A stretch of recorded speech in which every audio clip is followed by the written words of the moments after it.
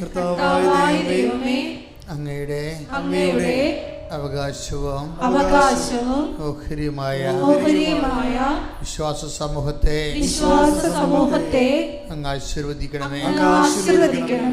കണ്ണുനീരോടെയാണ് അവർ വരുന്നത്. ഞാൻ അവരെ ആശ്വസിപ്പിച്ച് നയിക്കും എന്നുള്ള അങ്ങയുടെ വിലയേറിയ വാഗ്ദാനം ഈ ആരാധന സമയം എല്ലാവർക്കും അനുഭവവേദ്യമാകാൻ ഇടയാക്കണമേ. കർത്താവേ, ജോലി നഷ്ടപ്പെട്ടവരെ കുടുംബം എങ്ങനെ പോറ്റണമെന്ന് അറിയാതെ നട്ടം തിരിയുന്നവരെ മക്കളെക്കുറിച്ചും അവരുടെ ഭാവിയെക്കുറിച്ചും ഭാവി വിദ്യാഭ്യാസത്തെക്കുറിച്ചും ഒരാശയവും കിട്ടാതെ എന്ത് തിരഞ്ഞെടുക്കണമെന്ന് പോലും അറിയാതെ തിരഞ്ഞെടുക്കുന്നത് ലഭ്യമല്ലാതെ പലതരത്തിലുള്ള വ്യാകുലങ്ങള് അനുഭവിക്കുന്നവരെ അമ്മേ പരിശുദ്ധമ്മേ, ദേവമാതാവേ, അമ്മേ പരിശുദ്ധമ്മേ, ദേവമാതാവേ, ഇപ്പോഴ് ഈ ആരാധനയില് അവർക്ക് പുതിയ വെളിച്ചം, പുതിയ വഴി, ഇതാണ് വഴി, ഇതിലേ പോവുക എന്ന് പറഞ്ഞുകൊണ്ട് ജനരാശികളെ ലക്ഷ്യങ്ങളിലേക്ക് അയച്ച നല്ല ദൈവമേ, വഴിയും സത്യവും ജീവനുമായവനെ, നിന്റെ മുഖത്ത് നോക്കി നടക്കേണ്ട വഴി ഞാൻ നിന്നെ ഉപദേശിക്കുമെന്ന് അരുളി ചെയ്ത എന്റെ കർത്താവേ, ഈ പ്രാർത്ഥനാ സമൂഹത്തിലെ ആരാധനാ സമൂഹത്തിലെ ആത്മശക്തിയുടെ ധൈര്യത്തിന്റെ അഭിഷേകമായി ഇരുട്ടിനെ നോക്കിക്കൊണ്ട് വെളിച്ചമുണ്ടാവട്ടെ എന്ന് കൽപ്പിച്ചപ്പോഴ് പ്രപഞ്ചത്തിലെ വെളിച്ചം തികഞ്ഞതുപോലെ എല്ലാ മനുഷ്യരുടെയും ജീവിതത്തിലെ പ്രത്യേകിച്ച് ഓരോരോ വിഷയങ്ങളിലെ ഇരുട്ട് മൂടിപ്പോയവരുടെ കുടുംബ ജീവിതത്തിലേക്ക്, ജീവിത വിഷയങ്ങളിലേക്ക്, കല്യാണത്തിലെ പോലെ അവർക്ക് വീഞ്ഞില്ല, അവർക്ക് വീടില്ല, ജോലിയില്ല, കടമാണ്, അവർ ശവം പോലെയാണ്, അവർ രക്ഷിക്കാൻ ആളില്ല എന്ന് പറഞ്ഞുകൊണ്ട് ദൈവതിരുസന്നിധിയിൽ ഞങ്ങൾക്ക് വേണ്ടി മധ്യസ്ഥം വഹിച്ച അമ്മേ പരിശുദ്ധമ്മേ, കൃപാസനം മാതാവേ, ഉടമ്പടി സ്വരൂപമേ, ഈശോയുടെ ജീവിക്കുന്ന ദിവ്യകാരുണ്യ സാന്നിധ്യത്തിലെ ഞങ്ങൾ കൈപ്പടി പ്രാർത്ഥിക്കുന്നു, വിശ്വാസത്തോട് പ്രാർത്ഥിക്കുന്നു, ദൈവസ്നേഹത്തോട് പ്രാർത്ഥിക്കുന്നു. ഈ നിമിഷം അമ്മയുടെ മാധ്യസ്ഥതയിലെ യേശുവിന്റെ നാമത്തിലെ അടയാളങ്ങള്, വഴികള്, വെളിച്ചങ്ങള് ജീവിതത്തിലെ സംഭവിക്കട്ടെ.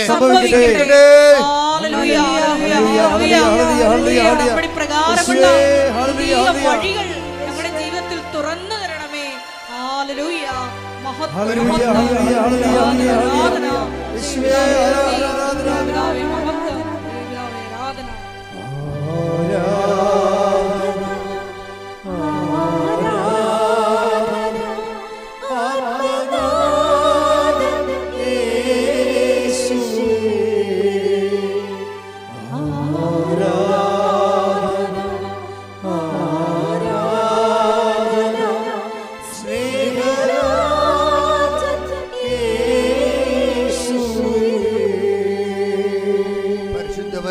ദിവ്യകാരുണ്യത്തിന് ആരാധനയും സ്തുതിയും പുകഴ്ചയും ഉണ്ടായിരിക്കട്ടെ.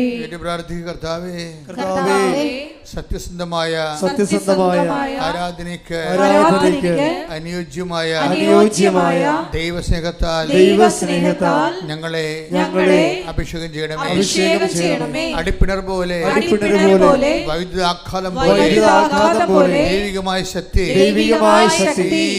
ഈ ആത്മീയ സമൂഹത്തിലേക്ക് അഭിഷേകമായി നിറയട്ടെ. സ്തുതിക്കട്ടെ. Hallelujah, hallelujah, hallelujah. യേശുവേ നന്ദി. Hallelujah, hallelujah.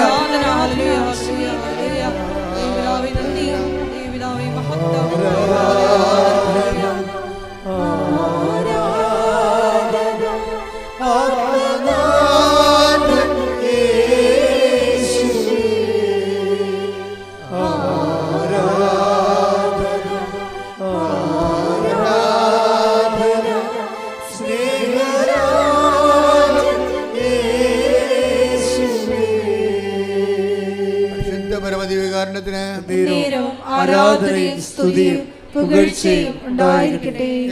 കർത്താവായ ദൈവമേ, തകർന്നുപോയ കുടുംബങ്ങളെ, മരണങ്ങൾ സംഭവിച്ച കുടുംബങ്ങളെ, ദുഃഖത്തിൽ ആണ്ടുപോയ കുടുംബങ്ങളെ, ഡിപ്രഷൻ ബാധിച്ച വ്യക്തികളെ, ഇനി എന്ത് ചെയ്യണമെന്ന് ഒരു ആശയമില്ലാത്തവരെ, ആത്മവിശ്വാസമില്ലാത്തവരെ, ആത്മധൈര്യത്തിന്റെ അഭിഷേകം അവരിലേക്ക് ആവഹിക്കപ്പെടട്ടെ. ശ്രുതികട്ടെ. Hallelujah, hallelujah, hallelujah, hallelujah.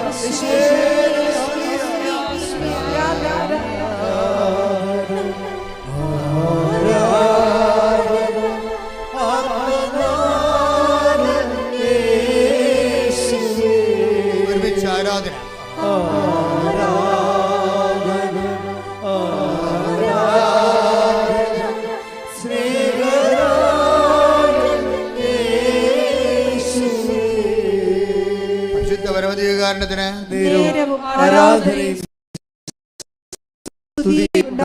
കർത്താവ് ദൈവമേ, കാലവർഷത്തിന്റെ കെടുതികളെ അനുഭവിക്കുന്ന കുടുംബങ്ങളെ, കാർഷിക തകർച്ച, തൊഴിൽ തകർച്ച, മത്സ്യബന്ധന തകർച്ച, സാമ്പത്തിക ഭാരങ്ങളാല് നട്ടം തിരിയുന്നവരെ നിമിഷം പരിശുദ്ധമ്മയുടെ മാധ്യസ്ഥതയിൽ പുതിയ വെളിച്ചവും പുതിയ വഴികളും ലഭിക്കുവാൻ കർത്താവിന്റെ പ്രകാശം, കർത്താവിന്റെ പ്രസാദം ഈ ഹോളിലെ പ്രാർത്ഥിക്കുന്ന, ഓൺലൈനിൽ പ്രാർത്ഥിക്കുന്ന എല്ലാവരും നിറയട്ടെ, എല്ലാവരും നിറയട്ടെ.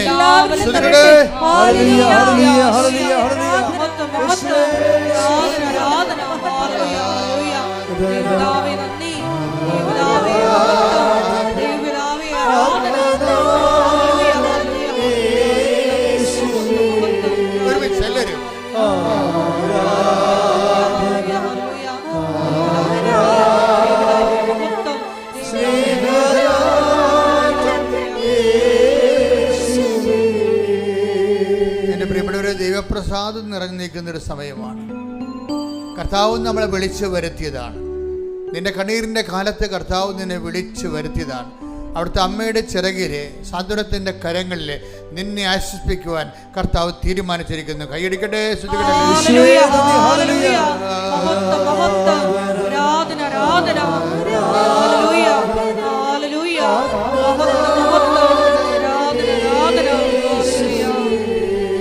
ഒരുമിച്ച് എല്ലാവരും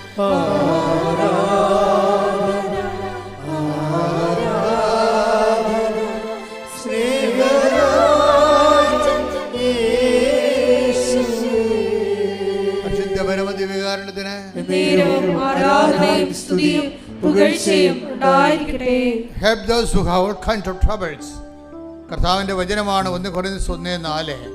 എല്ലാ തരത്തിലും ക്ലേശം അനുഭവിക്കുന്നവരെ ആശ്വസിപ്പിക്കുവിൻ. ദൈവത്തിൻ്റെ വചനത്തിൻ്റെ ലക്ഷ്യം എന്താണ്? എല്ലാ തരത്തിലും കൃപാസനം നോക്കിയാൽ, സാക്ഷ്യം നോക്കിയാൽ നിങ്ങൾക്ക് മനസ്സിലാകും. എല്ലാ തരത്തിലും ക്ലേശം അനുഭവിക്കുന്നവരെ ദൈവം അമ്മയുടെ മധ്യസ്ഥലെ ആശ്വസിപ്പിച്ചുകൊണ്ടിരിക്കുകയാണ്. ശ്രുതികട്ടെ ഹല്ലേലൂയ. Hallelujah, hallelujah. മഹത്വം, മഹത്വം. ദൈവപിതാവേ നന്ദി, ദൈവപിതാവേ മഹത്വം, ദൈവപിതാവേ ആരാധന. Hallelujah, hallelujah.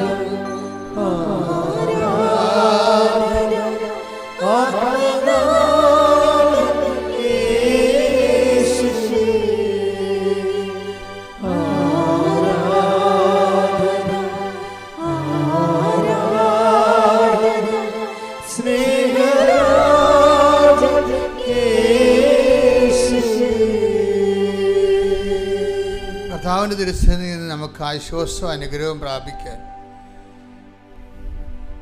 ഏറ്റവും നല്ല എളുപ്പ വഴിയെന്ന് പറയണത് നമ്മൾക്ക് നമ്മുടെ വിഷയത്തോട് എന്തുമാത്രം ആശ്രയമുണ്ട്, അല്ലെങ്കിൽ നമ്മുടെ വിഷയം നടക്കണമെന്ന് ആഗ്രഹമുണ്ട്, അത്രയും നിങ്ങൾ മറ്റുള്ളവരുടെ വിഷയങ്ങളെക്കുറിച്ചും ആഗ്രഹപ്പെടണം. അപ്പം നിങ്ങൾ ദൈവസ്നേഹം ഉണ്ടെന്ന് ദൈവത്തിന് മനസ്സിലാകും. ഒരു മിനിമം ദൈവസ്നേഹം ഇല്ലാതെ കർത്താവിന് നിങ്ങളുടെ ആത്മാവിലേക്ക് ആകർഷിപ്പുണ്ടാകത്തില്ല. അനുഗ്രഹം എപ്പോഴും വർദ്ധിക്കുന്നത് ആകർഷിപ്പിലൂടെയാണ്. അപ്പം നമ്മളുടെ മുമ്പിലുള്ള ഒരു ആധ്യാത്മിക ആചാര്യന്മാരുടെ ഗുരുക്കന്മാരുടെ മുമ്പിലുള്ള പ്രശ്നം, എങ്ങനെ മനുഷ്യനിലേക്ക് ദൈവത്തിൻ്റെ വസിപ്പ് ആകർഷിപ്പിച്ചെടുക്കാൻ പറ്റും. ആകർഷണം ഒരു പ്രധാനപ്പെട്ട ഘടകമാണ്. ദൈവത്തിന് നിങ്ങളെ കണ്ട്, ഇപ്പം നിങ്ങൾ തന്നെ കല്യാണം കഴിക്കാനൊക്കെ പോകുമ്പോൾ നിങ്ങൾക്ക് ഒരു ആകർഷണമുണ്ട്. ആൾക്കാർ പറയത്തില്ല, ഒരു ഫയർ, സ്പാർക്ക് എന്നൊക്കെ അല്ലേ പറയണത്. അപ്പം അത് ദൈവത്തിന് നിങ്ങളെ കണ്ടാൽ ഒരു സ്പാർക്ക് തോന്നണം. ദൈവത്തിന് നിങ്ങളെ കണ്ടാൽ ഒരു സ്പാർക്ക് തോന്നണം. അതിനെന്താ ചെയ്യേണ്ടത്? അതിന് ദൈവത്തിൻ്റെ മനസ്സിൽ കുറച്ച് പ്ലാനുകളുണ്ട്. എന്താണ്? ഞാൻ നിങ്ങളെ സ്നേഹിച്ചതുപോലെ നിങ്ങളും. അതാണ്, അതൊക്കെ സ്പാർക്ക് ഉണ്ടാക്കാനുള്ള മാർഗങ്ങളാണത്.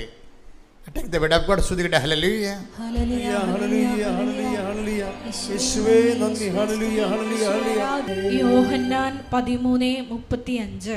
യോഹന്നാന്റെ സുവിശേഷം 13:35. നിങ്ങൾ പരസ്പരം സ്നേഹിക്കുവിൻ.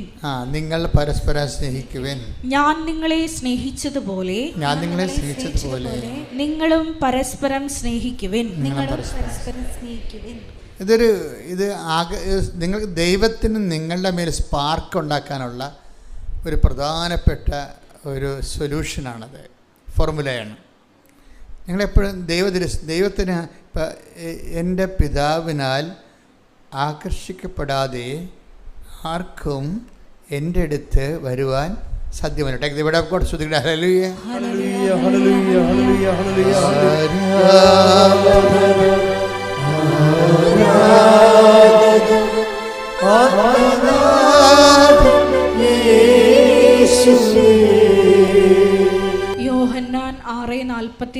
യോഹന്നാൻ 6:44. എന്നെ അയച്ച പിതാവ് ആകർഷിച്ചാലല്ലാതെ ഒരുവനും എന്റെ അടുക്കിലേക്ക് വരാൻ സാധിക്കുകയില്ല. അന്ത്യദിനത്തിൽ അവനെ ഞാൻ ഉയർപ്പിക്കും. അതായത് എപ്പോഴും നമുക്ക് ആത്മീയ കാര്യങ്ങൾക്ക് ഒരു ആകർഷണം ഉണ്ടാകും. നിങ്ങളെക്കുറിച്ച് ദൈവത്തിൻ്റെ ഒരു ആകർഷണമുണ്ട്. നിങ്ങളെക്കുറിച്ചൊരു ഡിപ്രിസിയേഷൻ ഉണ്ടാക്കേണ്ട കാര്യമില്ല. മനസ്സിലായില്ലേ? ചില ആൾക്കാരുടെ പ്രാർത്ഥനയ്ക്ക് ഉണ്ടാകുന്ന ഒരു പ്രശ്നം, അവർക്ക് അവരെക്കുറിച്ച് തന്നെ വലിയ വിലയില്ല. എൻ്റെ ജീവിതം മഹാമോശമായിരുന്നു, എൻ്റെ കൂതറ ജീവിതമായിരുന്നു എൻ്റെത്, അതുകൊണ്ട് ഞാൻ പ്രാർത്ഥിച്ചാലും കേൾക്കത്തില്ല. അങ്ങനെ നിങ്ങൾക്ക് നിങ്ങളെക്കുറിച്ചൊരു ഐഡിയ, ഡിപ്രിസിയേഷനാണ് ഉള്ളത്. എന്താണ്? ഒരു മിനിമം അതൊരു മൂല്യക്കുറവുണ്ട്. അതിൻ്റെ ആവശ്യമില്ലെന്നാണ് ഇപ്പോൾ പരിശുദ്ധാത്മാ പറയണത്. എന്താ കാര്യം? നിങ്ങളുടെ പഴയ കാലം നിങ്ങളെ ദൈവം ഇപ്പോഴും കണക്കിലെടുക്കണില്ല. ദൈവം കണക്കിലെടുക്കുന്നില്ല. Take the word of God. സ്തുതിക്കട്ടെ. Hallelujah, hallelujah, hallelujah, hallelujah, hallelujah. അപ്പോസ്തല പ്രവർത്തനങ്ങൾ 17:30. അജ്ഞതയുടെ കാലഘട്ടങ്ങളെ, ഏറ്റു പറഞ്ഞ്, അജ്ഞതയുടെ കാലഘട്ടങ്ങളെ ദൈവം കണക്കിലെടുത്തില്ല. ദൈവം കണക്കിലെടുത്തില്ല. എന്നാൽ ഇപ്പോൾ എല്ലായിടത്തുമുള്ള സകല ജനങ്ങളും പശ്ചാത്തപിക്കണമെന്ന് അവിടുന്ന് ആജ്ഞാപിക്കുന്നു. അപ്പോൾ ഇത് എന്ത് റൈറ്റ് ഓഫ് ചെയ്തിട്ടുണ്ട്, എവിടെയോ വെച്ച് റൈറ്റ് ഓഫിങ് സംഭവിച്ചിട്ടുണ്ട്, എഴുതി തള്ളിയിട്ടുണ്ട്. നിങ്ങളെ ആകർഷിച്ച കർത്താവിൻ്റെ അടുത്ത് വരുമ്പോൾ അതിൻ്റെ അർത്ഥം എന്താണ്? വരുന്നവനെ അനുഗ്രഹിക്കാൻ ദൈവം തീരുമാനിച്ചെന്നല്ലേ? അനുഗ്രഹിക്കാൻ ദൈവം തീരുമാനിച്ചെന്നല്ലേ? അതിൻ്റെ അർത്ഥം റൈറ്റ് ഓഫ് നടന്നിട്ടുണ്ട്. എഴുതിയോ കർത്താവ് നിങ്ങളുടെ പഴയ കടങ്ങളെ വെട്ടിക്കളഞ്ഞിട്ടുണ്ട്. വെട്ടിക്കളഞ്ഞതിന് കാരണങ്ങളുണ്ട്. അത് ഈ ആകർഷിപ്പുള്ളതുകൊണ്ടാണല്ലോ അടുത്ത് വരുന്നത്. ആകർഷിപ്പിൻ്റെ കാരണങ്ങളൊന്ന്, ഏതോ ഒരു ക്വാളിറ്റി നിങ്ങളിൽ ഇപ്പോഴും ദൈവത്തിന് ഇഷ്ടപ്പെട്ടതുണ്ട്, സ്പാർക്കുള്ളതുണ്ട്. പറഞ്ഞാൽ മനസ്സിലാകുന്നുണ്ടോ? ഞാൻ കർത്താവ് പറയണതനുസരിച്ചാണ് നിങ്ങളോട് സംസാരിച്ചുകൊണ്ട് ഇരിക്കുന്നത്. ഏതോ ഒരു ക്വാളിറ്റി, ഗുണം നിങ്ങളിൽ ഇപ്പോഴും കർത്താവിന് ഇഷ്ടപ്പെട്ടതുണ്ട്. അതുകൊണ്ടാണ് ആസന്നമായതിനെ ഊതിക്കത്തിക്കാൻ പറയണത്. ബൈബിള് കുത്തിക്കെട്ടി ഒതുക്കുമ്പോൾ അവസാനത്തെ അതിൻ്റെ ഉപസംഹാരത്തിൽ വരണത് അവസാന വാക്കുകളാണ്. എന്താണ്? നിങ്ങളിൽ ആസന്നമായതിനെ ഉദിക്കത്തിക്കാൻ. വെളിപാട് 3:2. വെളിപാട് 3:2. ഉണരുക, നിന്നിൽ ആസന്ന മരണമായി അവശേഷിക്കുന്നതിനെ ഉത്തേജിപ്പിക്കുക. എന്തെന്നാൽ എന്റെ ദൈവത്തിന്റെ മുമ്പിൽ നിന്റെ പ്രവൃത്തികൾ പൂർണ്ണമായും നിർവഹിക്കപ്പെട്ടതായി ഞാൻ കാണുന്നില്ല. അപ്പോൾ നിങ്ങൾ ദൈവത്തിൻ്റെ പ്രവൃത്തികൾ ചെയ്തിട്ടുണ്ട്, അത് പൂർണ്ണമായിട്ടില്ല എന്നാണ് പറയണത്. ഇപ്പം എന്താ സംഭവം? നിന്നിൽ ആസന്ന മരണമായതിനെ ഊതിക്കത്തിക്കാൻ എന്തോ ഒരു കണ്ടൻറ്റ് നിങ്ങളിൽ ദൈവത്തിന് ഇപ്പോഴും ഇഷ്ടപ്പെട്ടതായിട്ടുണ്ട്. അതാണ് എൻ്റെ സ്പാർക്ക് എന്ന് പറയണത്. ചിലപ്പോൾ നിൻ്റെ കുടപ്പുറമാരുള്ള സ്നേഹമായിരിക്കാം നിൻ്റെ. ചിലപ്പോൾ മക്കൾ തന്നെ എല്ലാവരും നിങ്ങളെ അപ്പമ്മമാർ ഉപേക്ഷിക്കുമ്പോൾ ഒരാൾ അവിടെ പഠിത്തവും മുടക്കി, അവർക്ക് വേണ്ടി തന്നെ അവരുടെ ഓഫറും മുടക്കി അവിടെ നിൽക്കും. എല്ലാവർക്കും ഒരുപോലെ അമ്മയാണ്, എല്ലാവർക്കും ഒരുപോലെ അപ്പനാണെങ്കിലും അപ്പനും അമ്മയും കിടപ്പായി കഴിഞ്ഞാൽ എല്ലാ മക്കളും ഒരുപോലെ അല്ലല്ല നോക്കണത്. ഒരാളതിൻ്റെ അകത്ത് ഉണ്ടാകും. എന്താണ്? ഒന്നും കിട്ടിയിട്ടില്ല, കൊടുത്തതൊക്കെ ചിലപ്പോൾ ഇളയ മക്കൾക്ക് മൂത്ത മക്കൾക്ക് ആയിരിക്കും. എനിക്ക് അപ്പൻ്റെ ഒക്കെ ഒന്നും കിട്ടിയിട്ടില്ല, എങ്കിലും എൻ്റെ അപ്പനല്ലേ എന്നും പറഞ്ഞുകൊണ്ട് ഒരാൾ നിൽക്കും. അതാണ് നിന്നിൽ ആസന്നം മരണം. അതാണ് ദൈവത്തിൻ്റെ ആകർഷണത്തിൻ്റെ സ്പാർക്കിംഗ് പോയിൻ്റ്. അത് മറ്റുള്ളവരോട് നീ കാണിക്കുന്നതാണ്. അല്ല, മറ്റുള്ളവരോട് നീ കാണിക്കുന്ന ഇപ്പോൾ ഈശോ ഫെയർവെൽ സ്പീച്ചില്ലേ, കർത്താവിൻ്റെ വിടവാങ്ങൽ സന്ദേശങ്ങൾ നോക്കുമ്പോൾ കാല് കഴുകിയതിന് ശേഷം പറയണത് എന്താണ്? നിങ്ങൾ എന്നെ ഗുരുവെന്നും നാഥനെന്ന് വിളിക്കുന്നു. That is correct. നിങ്ങളുടെ ഗുരു നാഥനുമായി ഞാൻ നിങ്ങളുടെ പാദങ്ങൾ കഴുകിയെങ്കിൽ നിങ്ങളും യോഹന്നാൻ 13:14. നിങ്ങളുടെ കർത്താവും ഗുരുവുമായ ഞാൻ നിങ്ങളുടെ പാദങ്ങൾ കഴുകിയെങ്കിൽ നിങ്ങളും പരസ്പരം പാദങ്ങൾ കഴുകണം. അതായത് എപ്പോഴും നമ്മൾ ഡിവൈൻ സ്പാർക്ക്, ദൈവത്തിന് നമ്മളോടൊരു ആകർഷണം തോന്നാനുള്ള, സ്പാർക്ക് ഉണ്ടാകാനുള്ള ഏറ്റവും പ്രധാനപ്പെട്ട ഘടകം എന്ന് പറയുന്നത് നമ്മൾക്ക് മറ്റുള്ളവരോടുള്ള അടുപ്പമാണ്. അവർ ബന്ധുക്കളാകണമെന്ന് സ്വന്തപ്പെട്ടവരാകണമെന്നില്ല. ഒരു ബന്ധുവില്ല ജീവിതത്തിൽ ആദ്യം കാണുകയായിരിക്കും.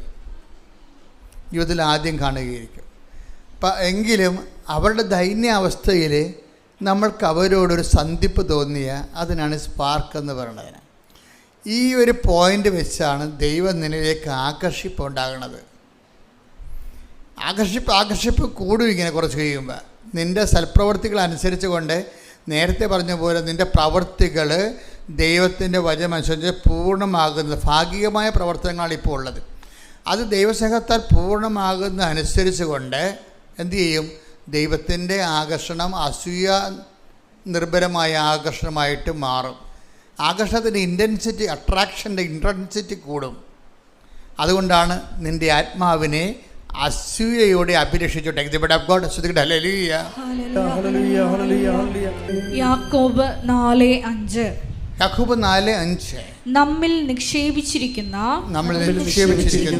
ആത്മാവിനെ ദൈവം അസൂയയോടെ അഭിലഷിക്കുന്നു എന്ന തിരുവെഴുത്ത് വൃഥാ ആണെന്ന് നിങ്ങൾ വിചാരിക്കുന്നുവോ?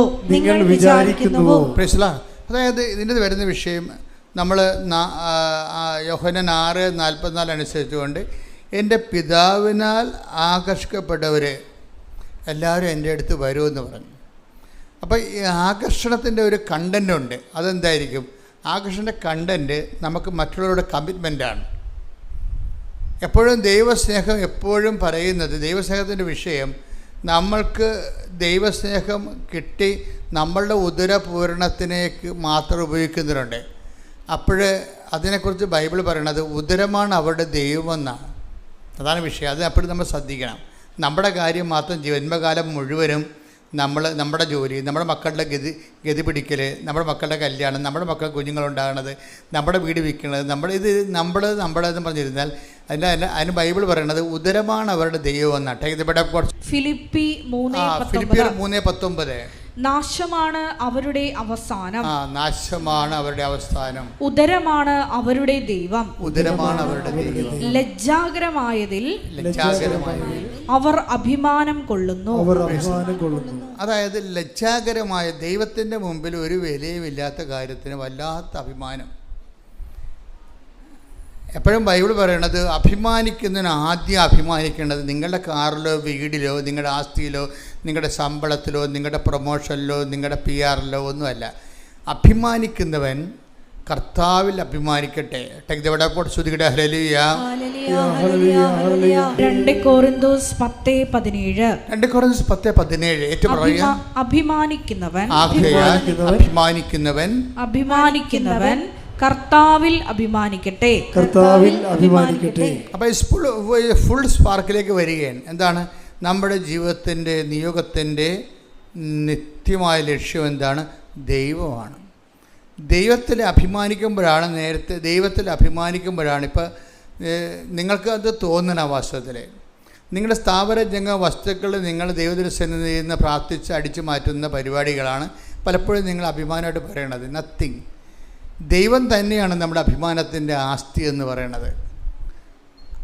അത് അങ്ങനെ ദൈവം തന്നെ ഒരു വ്യക്തിക്ക് അഭിമാനത്തിൻ്റെ ആസ്തിയായി മാറുമ്പോൾ, അടിസ്ഥാനമായി മാറുമ്പോൾ നമ്മുടെ ആത്മാവിനെ വളരെ നല്ല മൂല്യവത്താകുന്നത് കൊണ്ട് ദൈവം അതിനെ അസൂയയോടെ അഭിലഷിക്കും.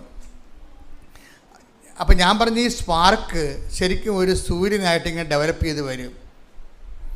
നിങ്ങളുടെ ഉടമ്പടി പുതുക്കുന്ന അനുസരിച്ചുകൊണ്ട് സ്പാർക്ക് കൂടി ഒരു സൂര്യനെപ്പോലെ ആയിരിക്കണം. Spark to sun.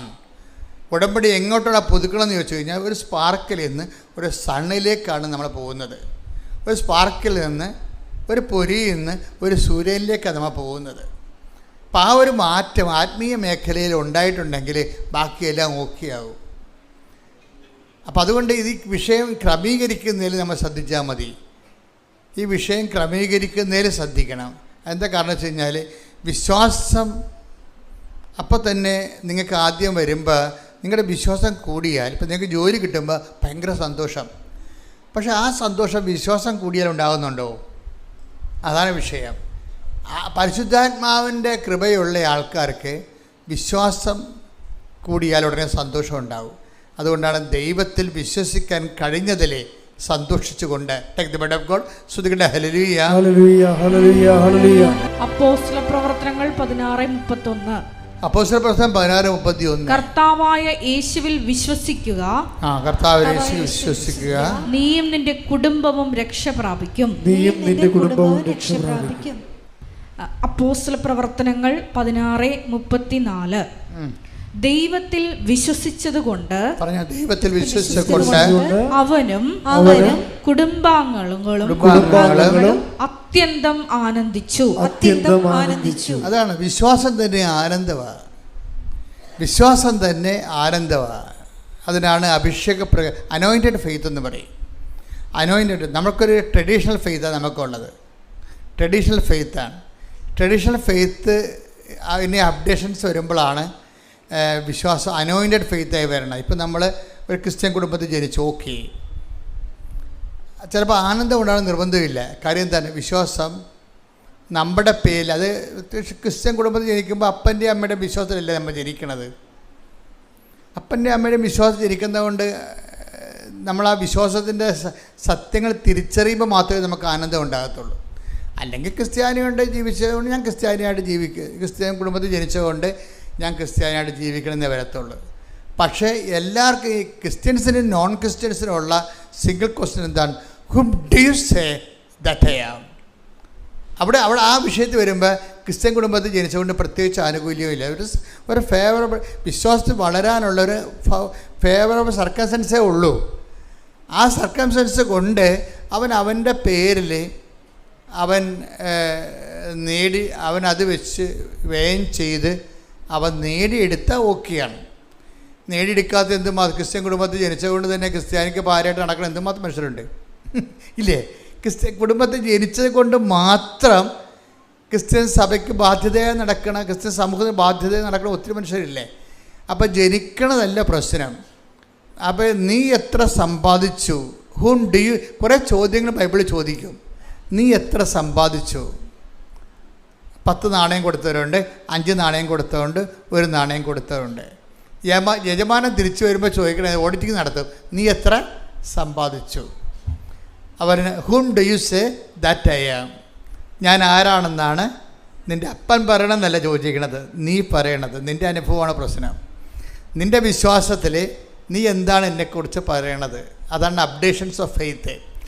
Updations of faith വരണമാണ് ഈ അനോയിൻറ്റഡ് ഫെയ്ത്ത് എന്ന് പറയുന്നത്. അഭിഷേക വിശ്വാസം മറ്റൊരു ട്രഡീഷണൽ വിശ്വാസമാണ്.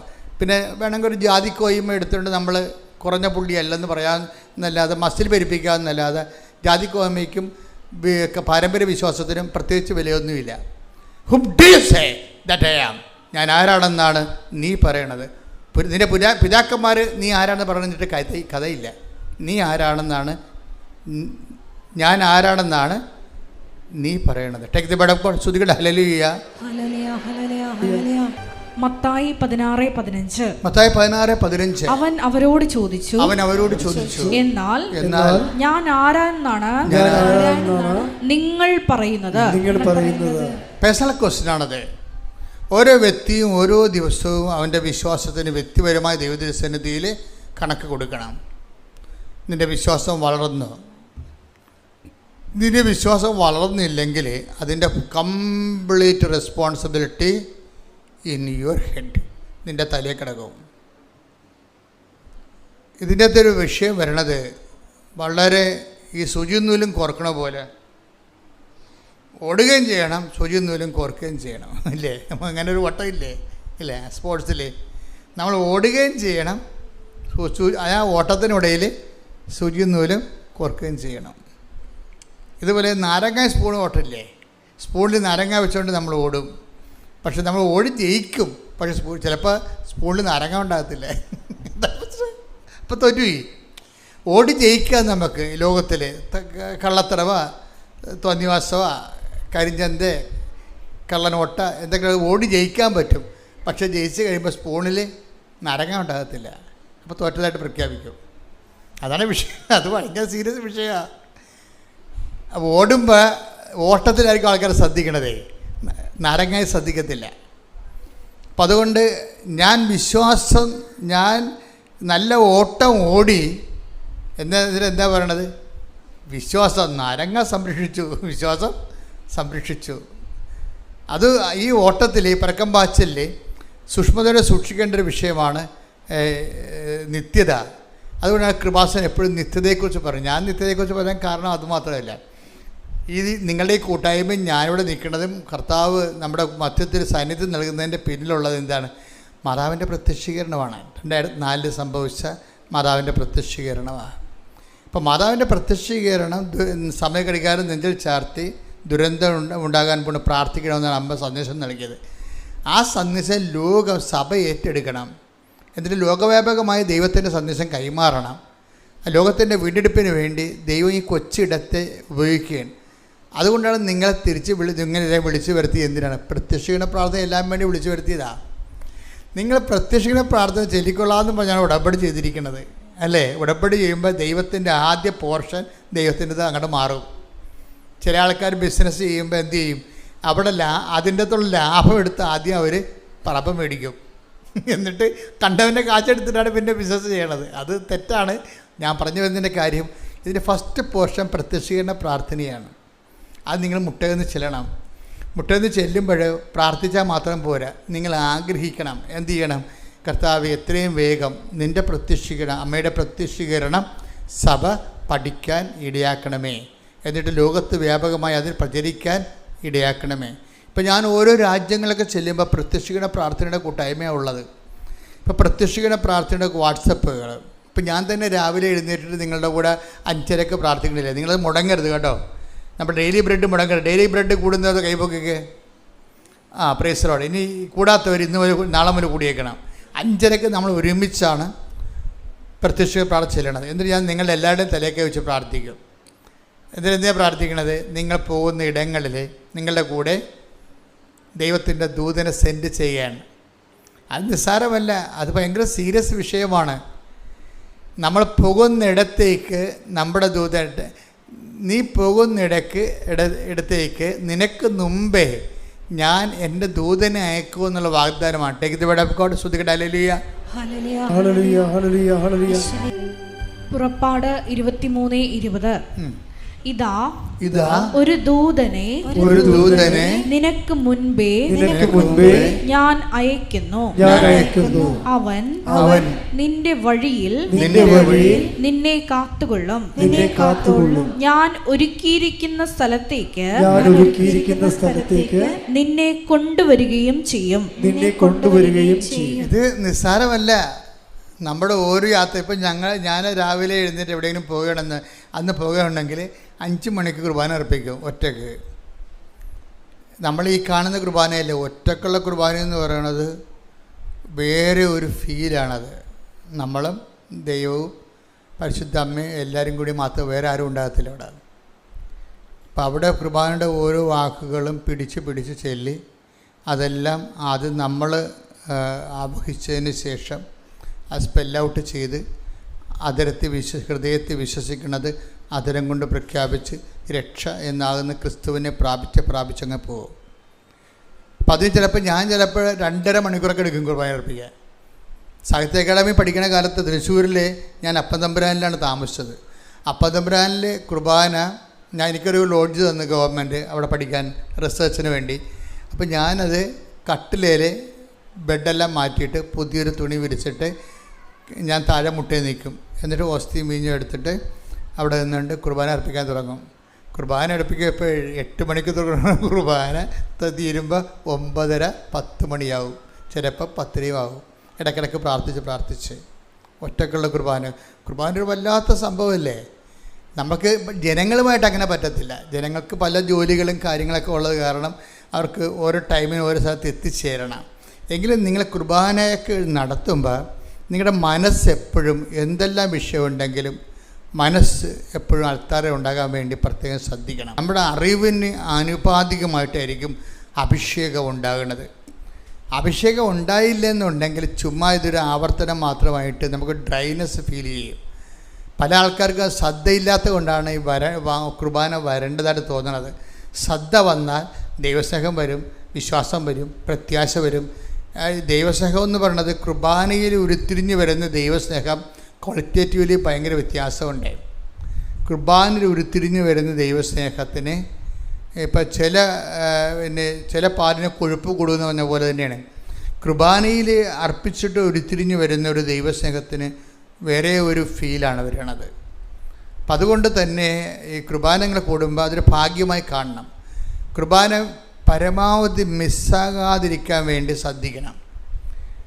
കുർബാന മിസ്സാകുന്നതിന് 1000 കാര്യങ്ങൾ എപ്പോഴും നമുക്ക് മുമ്പിൽ പിശാച് പറഞ്ഞുകൊണ്ടിരിക്കും. ഞാൻ ഈ ദിവസങ്ങളൊരു സാക്ഷ്യം കേട്ട്, ആരുടെ സാക്ഷ്യമാണത്, അതായത് നല്ല സാക്ഷിയാണ്, ജെറോമി എന്നും പറഞ്ഞ് ഒരു ചെറുപ്പക്കാരനാണ്, പയ്യൻസാണ്. പക്ഷേ അയാൾ ഒരു IT ഓഫീസറാണ്. ഇപ്പോൾ ജെറോമിയുടെ ഒരു സാക്ഷ്യം നിങ്ങൾ കേട്ട് കാണാം. ഇപ്പം തന്നെ 10-62,000 ആൾക്കാർ കണ്ടു കഴിഞ്ഞു. ഇവിടെ സാക്ഷ്യം എന്ന് പറയണത്, അയാൾ പറയണത്, എനിക്ക് കുർബാനയ്ക്ക് പോകാതിരിക്കുക, ഉടമ്പടിയെക്കുറിച്ച് പുള്ളിക്കാരൻ കഴിഞ്ഞ ദിവസം നടന്ന സാക്ഷ്യമാണ്. ഈ കുർബാന ഉടമ്പടി എന്ന് പറയണത് അദ്ദേഹം അവസാനം എൻ്റെ കൺക്ലൂഷൻ പറയുന്നുണ്ട്, ട്രാക്കില്ലാത്തവർക്ക് ട്രാക്ക് കൊടുക്കുന്ന പ്രാർത്ഥനയാണെന്ന്. അത് ആദ്യമായിട്ട് ഞാൻ കേൾക്കണത്. ട്രാക്കിലല്ലാതെ ഓടുന്ന ആൾക്കാരില്ലേ, അവരെ ട്രാക്കിലാക്കുന്ന പ്രാർത്ഥനയാണ്. ഇപ്പം നമുക്കറിയാമല്ലോ, എല്ലായിടത്തും കിടന്ന് ഓടിയാൽ നമുക്ക് സമ്മാനം കിട്ടത്തില്ലല്ലോ. ട്രാക്കിൽ തെറ്റിച്ചാലും നമുക്ക് സമ്മാനം കിട്ടത്തില്ല. അപ്പം ട്രാക്ക് ഇല്ലാതെ ഓടുന്നവരെ ട്രാക്കിലാക്കുന്ന പ്രാർത്ഥനയാണ് ഉടമ്പടി എന്ന്. അതാണ് അദ്ദേഹത്തിൻ്റെ, അങ്ങനെ തന്നെ ഞങ്ങൾ ഹെഡിങ് ഇട്ടിരിക്കണം അതിനും. അത് അദ്ദേഹം പറയാൻ കാരണം,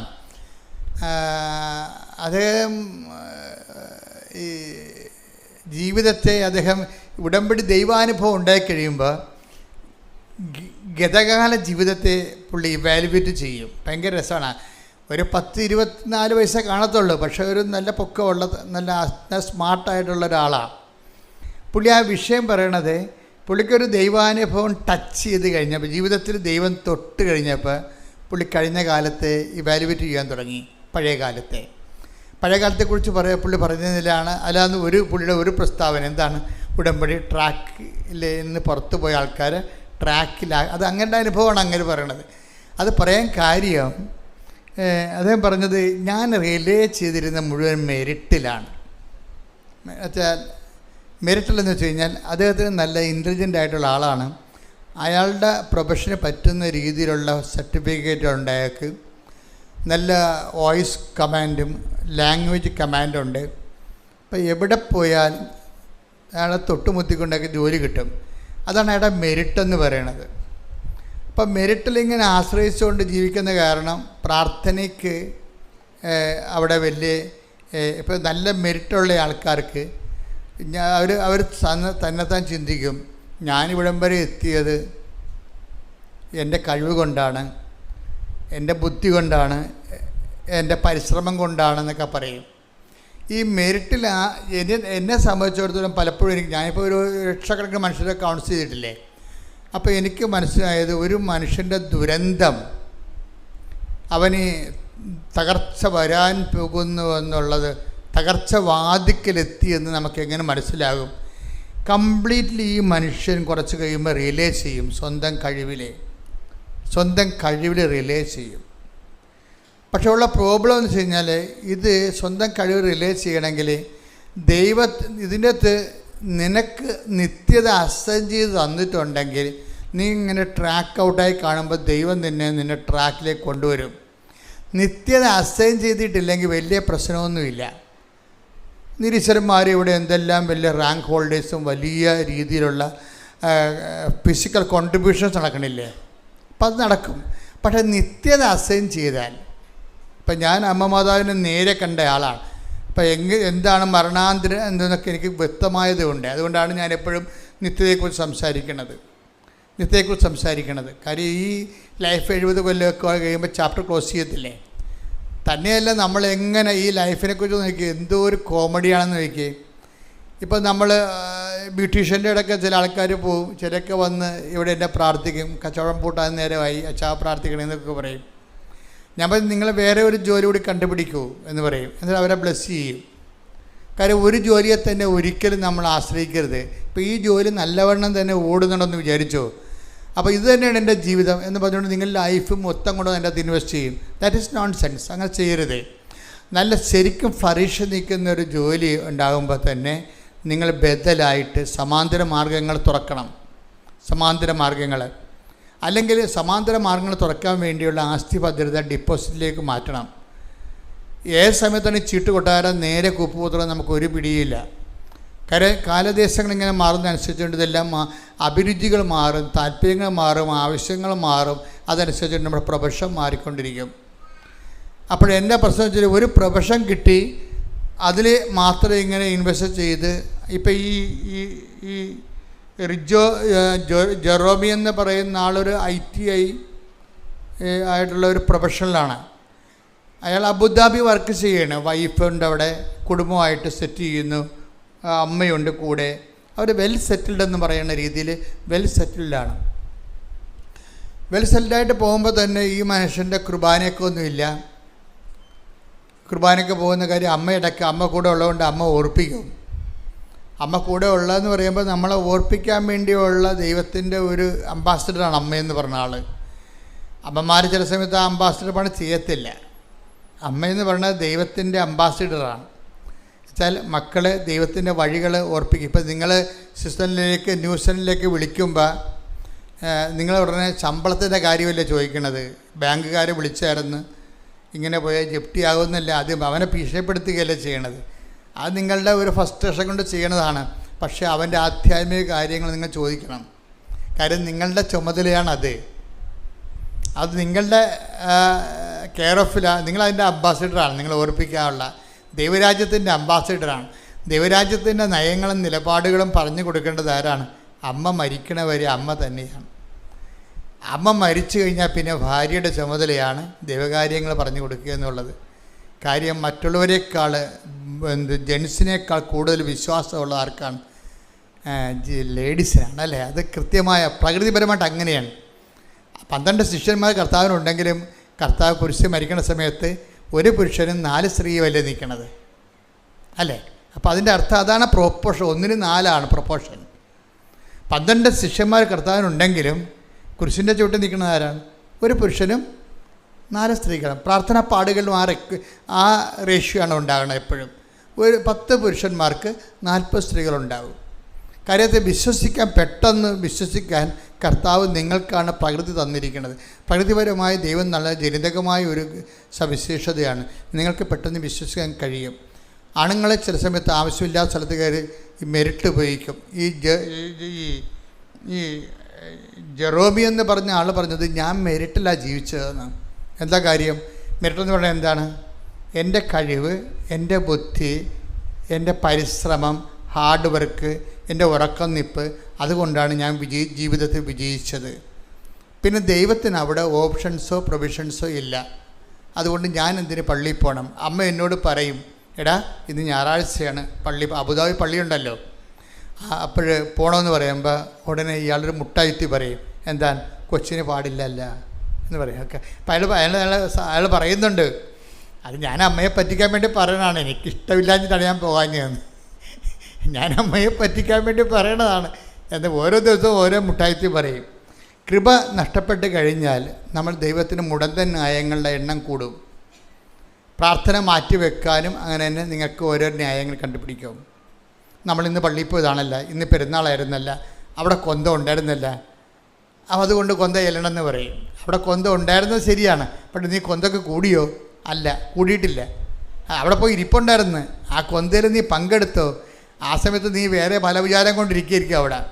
അവിടെ പോയി ആ പ്രദേശത്ത് പള്ളിയിൽ പെരുന്നാളിന് കൊന്തയിലുന്ന സമയത്ത് ആ പ്രദേശത്തുണ്ടായിരുന്നു എന്നുള്ളതിൻ്റെ ഒരു വകുപ്പിൽ കുടുംബപ്രാർത്ഥന മുടക്കുകയാണ് നീ. മനസ്സിലായില്ലേ? ഇപ്പം ഈ റിലേഷൻസ് നിങ്ങൾ നോക്കണം ശരിക്കും. അപ്പം ഇങ്ങനെ പതുക്കെ വിട്ടു പോവുകയാണ് ദൈവത്തിലേക്ക്. ഈ ആൾക്ക് നിത്യത അസൈൻ ചെയ്തിട്ടുണ്ടെങ്കിൽ എന്ന് വെച്ച് കഴിഞ്ഞാൽ നിങ്ങളുടെ പഴയകാല വിശ്വാസവും നിങ്ങളുടെ കുടുംബത്തിൻ്റെ വിശ്വാസവും എല്ലാം കൊണ്ട് നിങ്ങൾക്ക് നിത്യതയ്ക്ക് നിങ്ങൾ അസൈൻ ചെയ്ത് പോകും. അതിനെ കൂദാശകൾ സ്വീകരിക്കുമ്പോൾ ഉണ്ടാകുന്ന ഒരു ഗുണവത, ഈ ജ്ഞാനസ്ഥാനമായാലും ഒപ്രിഷ്മയായാലും ഇതെല്ലാം നിത്യതയെ പ്രത്യേകിച്ച്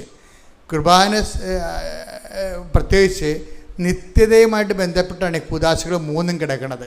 ജ്ഞാനസ്ഥാനം നിത്യതയുടേതാണ്, ഒപ്രിഷ്മ നിത്യതയുടേതാണ്, അതുപോലെ തന്നെ നിത്യയുടെ ഒപ്രിഷ്മയാണ് പവർഫുൾ വെച്ചാൽ നിത്യതയുമാണ് അനുദിന ജീവിതത്തിൽ ഇതുമാണ്. ഒപ്രിഷ്മയ്ക്കുള്ള ഗുണവതാണ്. പരിശുദ്ധാത്മാവ് നിത്യതയിലും ഏറ്റവും പ്രധാനമായിട്ട് പരിശുദ്ധാത്മ പ്രവർത്തിക്കുന്നത് അനുദിന ജീവിതത്തിലാണ്. നീ എന്താണ് വഴി, നീ നടക്കേണ്ട വഴി, നിൻ്റെ മുഖത്ത് നോക്കി ഉപദേശിക്കുമെന്ന് പറഞ്ഞുകൊണ്ട് നമ്മളെ ഓരോരോ സമയത്തും ദൈവത്തിൻ്റെ വഴികളിലൂടെ നയിച്ചുകൊണ്ടിരിക്കുന്ന പരിശുദ്ധാത്മാവാണ്. നമുക്കൊരു കോൺഷ്യസ് ഉണ്ടായാൽ മാത്രം മതി പരിശുദ്ധാത്മാവിനെക്കുറിച്ച്. പിന്നെ നഷ്ടപ്പെട്ടു പോകാതിരിക്കാൻ വേണ്ടി ഒരു പ്രിക്കോഷൻസ് ഉണ്ടാകണം, കോൺഷ്യസ് ഉണ്ടാകണം, ബോധം, പ്രിക്കോഷൻസ് ഉണ്ടാകണം. എന്താണ്? ഒരു മുന്നൊരുക്കം ഉണ്ടാകണം, നമുക്കതിനെക്കുറിച്ച് ജാഗ്രത ഉണ്ടാകണം. അത്ര ഉണ്ടെങ്കിൽ പരിശുദ്ധാത്മാവിൻ്റെ ജീവിതം ഈസിയായിട്ട് നമുക്ക് ജീവിക്കാൻ പറ്റും. അപ്പം നീ നടക്കേണ്ട വഴി. ഇപ്പം ഇങ്ങനെ വരുമ്പോൾ ഈ ഡെയിലി പ്രാർത്ഥനാ ജീവിതത്തിനകത്ത് മങ്ങലേൽപ്പിച്ചു കഴിഞ്ഞാൽ പരിശുദ്ധാത്മാവ് വർക്ക് ചെയ്യാൻ കുറവ്. ഇപ്പോൾ നമ്മൾ പരിശുദ്ധാത്മാവ് എങ്ങനെയാണ് വർക്ക് ചെയ്യണമെന്ന് വെച്ച് കഴിഞ്ഞാൽ,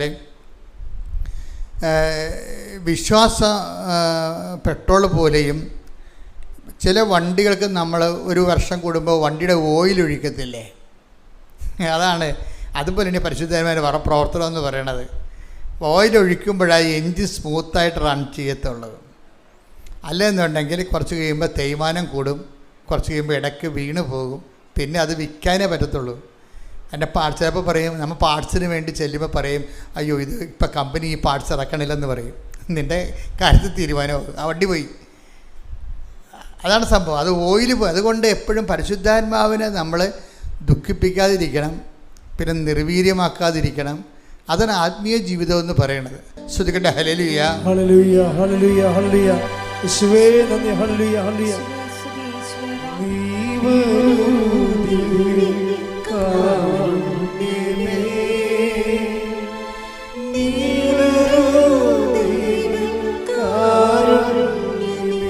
ഒരുമിച്ച് എല്ലാവരും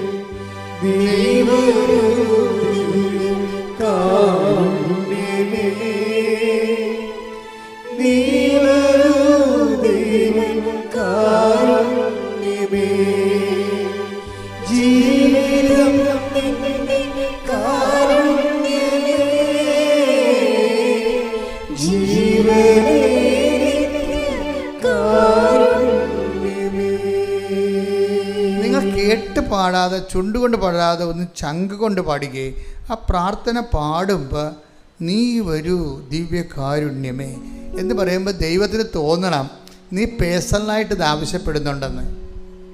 ആ വാക്ക് എപ്പോഴും പ്രാർത്ഥിക്കുമ്പോൾ, പാടുമ്പോഴും പ്രാർത്ഥിക്കുമ്പോഴും ആ വാക്കിൻ്റെ സെൻസ് നോക്കി വേണം പ്രാർത്ഥിക്കാൻ. അതാണ് സെൻസിബിൾ പ്രെയർ എന്ന് പറയണത്. ആ വാക്കിൻ്റെ സെൻസ് ഗ്രാസ്പ് ചെയ്ത് ആണ് നമ്മൾ അത് ആക്ടിവിറ്റി ചെയ്യണത്. അല്ലെങ്കിൽ നോൺസെൻസ് പ്രെയർ ആകും. പല ആൾക്കാരുടെയും പ്രാർത്ഥനയും പാട്ടും നോൺസെൻസ് പ്രെയറാണ്.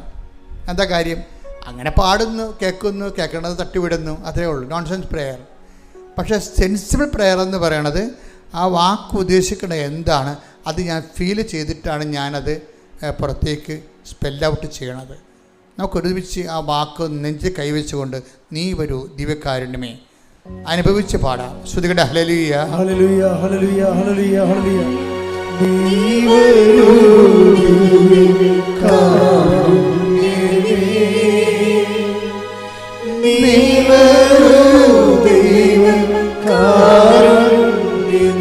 ഒരുമിച്ച് എല്ലാവരും നീ വരൂ, നീ വരൂ ദിവ്യകാരുണ്യമേ, നീ വരൂ ദിവ്യകാരുണ്യമേ,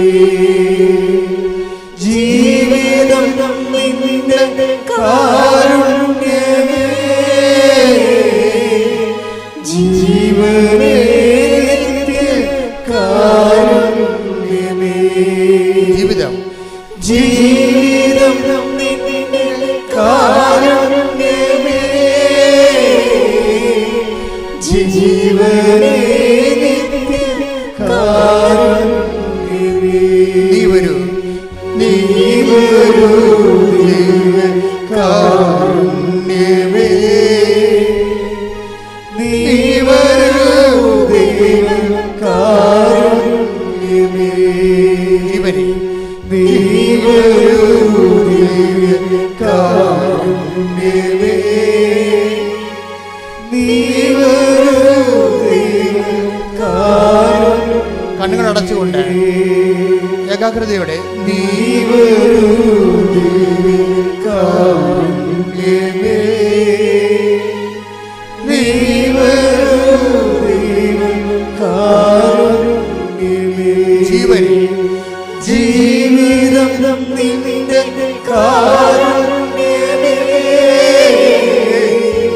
ജീവനേ കാരുണ്യമേ, ജീവിതം ജീവിതം നിന്റെ കാരുണ്യമേ, ജീവനേ കാരുണ്യമേ. Praise the Lord. Praise the Lord. ഈ പാട്ടിൻ്റെ അഭിഷേകം എന്താണെന്നറിയാവോ? ജീവിതം നിൻ്റെ കാരുണ്യമേ, ജീവനെ നിത്യകാരുണ്യമേ. ഇത് not by merit but by grace. അത് എൻ്റെ കയ്യിൽ നിന്ന് വിട്ടുപോയി. എൻ്റെ ജീവിതം എൻ്റെ കയ്യിൽ നിന്ന് വിട്ടുപോയി. ഇനി എൻ്റെ കഴിവിലല്ല, നിൻ്റെ കാരുണ്യത്തിൽ. ശ്രുതികട്ടെ ഹല്ലേലൂയ. Hallelujah hallelujah hallelujah. മഹത്വം മഹത്വം. ദൈവമേ നന്ദി. ദൈവമേ ആരാധന. ദൈവമേ മഹത്വം. Hallelujah hallelujah hallelujah. ആരാധന ഹല്ലേലൂയ. ജീവിതം നിന്റെ കാരുണ്യമേ, ജീവനേ നിന്റെ കാരുണ്യമേ. നീ വരൂ, നീ വരൂ ദിവ്യകാരുണ്യമേ, നീ വരൂ ദൈവകാരുണ്യമേ, നീ വരൂ. ഒരുമിച്ച് പാടുക. നീ വരൂ ദിവ്യകാരുണ്യമേ, കണ്ണുകൾ അടച്ചുകൊണ്ട് നീ വരൂ ദൈവകാരുണ്യമേ.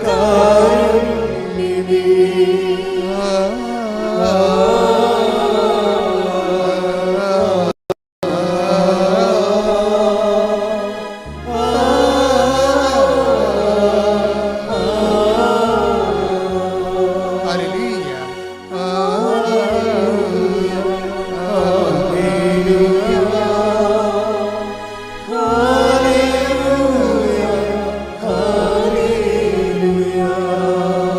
ശ്രുതികട്ടെ ഹല്ലേലൂയ.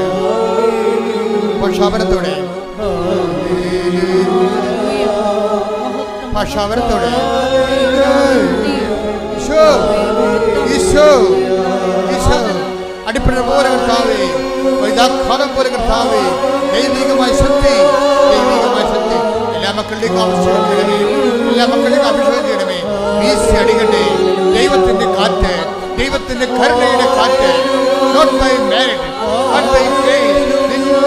നിന്റെ കഴിവല്ല, നിന്റെ കൃപ അടിയറവെക്കുന്ന കർത്താവേ, നിന്റെ തിരുസന്നിധിയിൽ കർത്താവേ, നിന്റെ കരുണയുടെ കാറ്റ്, നിന്റെ കരുണയുടെ കാറ്റ് വീശി അടിക്കണമേ, വീശി അടിക്കണമേ. തകർന്നു പോയവരെ, ജീവിതം കൈവിട്ടു പോയവരെ കർത്താവേ ഏറ്റെടുക്കണമെന്ന് പ്രാർത്ഥിക്കുന്നു, ഏറ്റെടുക്കണം പ്രാർത്ഥിക്കുന്നു. ഈശോയെ, ദൈവത്തിന്റെ ശക്തി നിങ്ങളിലേക്ക് ആവശ്യിക്കട്ടെ. കന്യാമറിയത്തിന്റെ, പരിശുദ്ധ അമ്മയുടെ, എല്ലാ മലക്കുമാരുടെ, രക്തസാക്ഷികളുടെ എല്ലാ മധ്യസ്ഥ പ്രാർത്ഥനയോടും കൂടി ദൈവകരുണയ്ക്ക് നിന്നെ പരമേൽപ്പിക്കുന്നു. ശ്രദ്ധിക്കട്ടെ. ഹല്ലേലൂയ.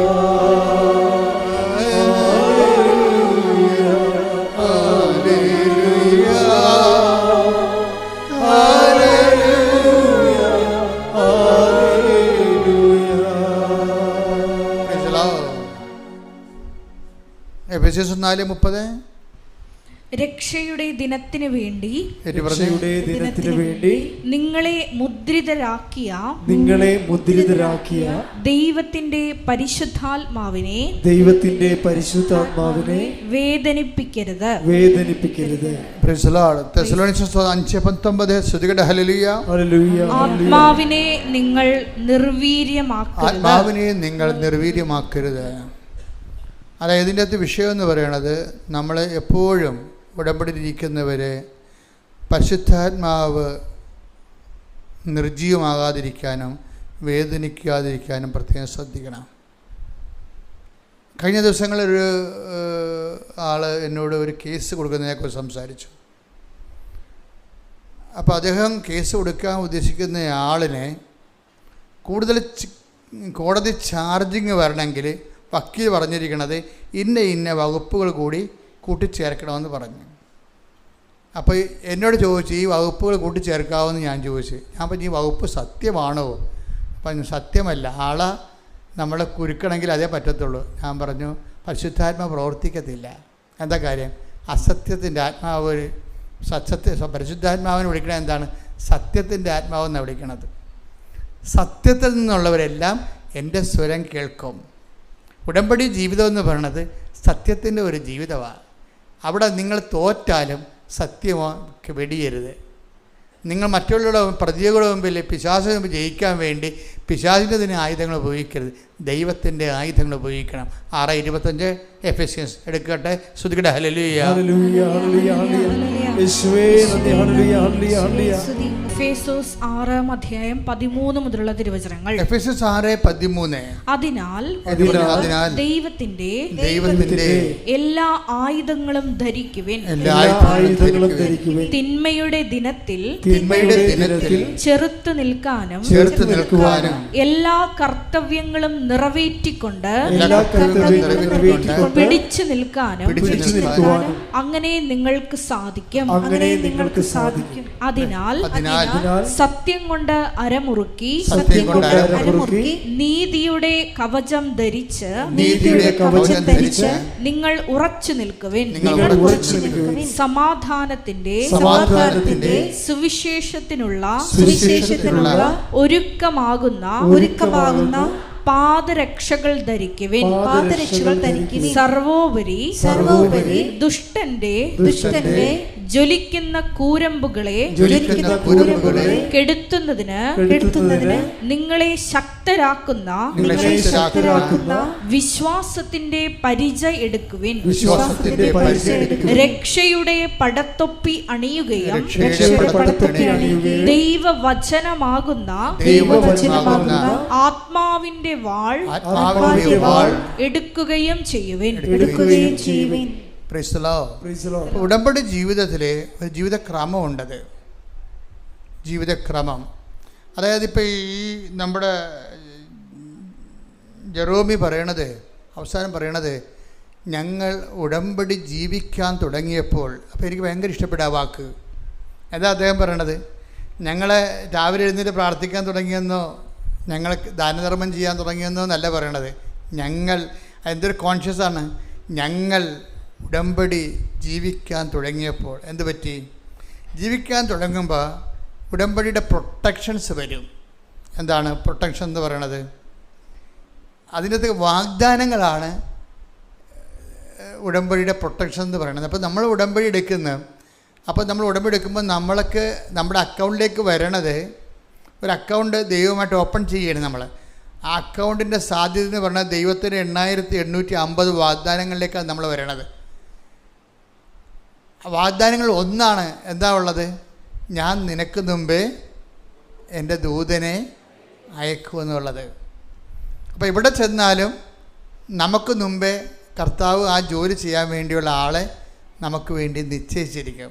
വല്ലാത്ത പ്രൊട്ടക്ഷൻ. അപ്പോൾ ഈ ജെറോമിയുടെ വിഷയം എന്ന് പറയുന്നത്, ജെറോമി ഉടമ്പടി ജെറോമി ലൈഫ് എന്താണ്? ഉടമ്പടി അല്ലാത്തൊരു ജീവിതത്തിൽ മെറിറ്റിൽ മാത്രം ആശ്രയിച്ച് ജീവിക്കുകയും സ്വന്തം കഴിവിൽ നല്ല ശമ്പളമാണ്.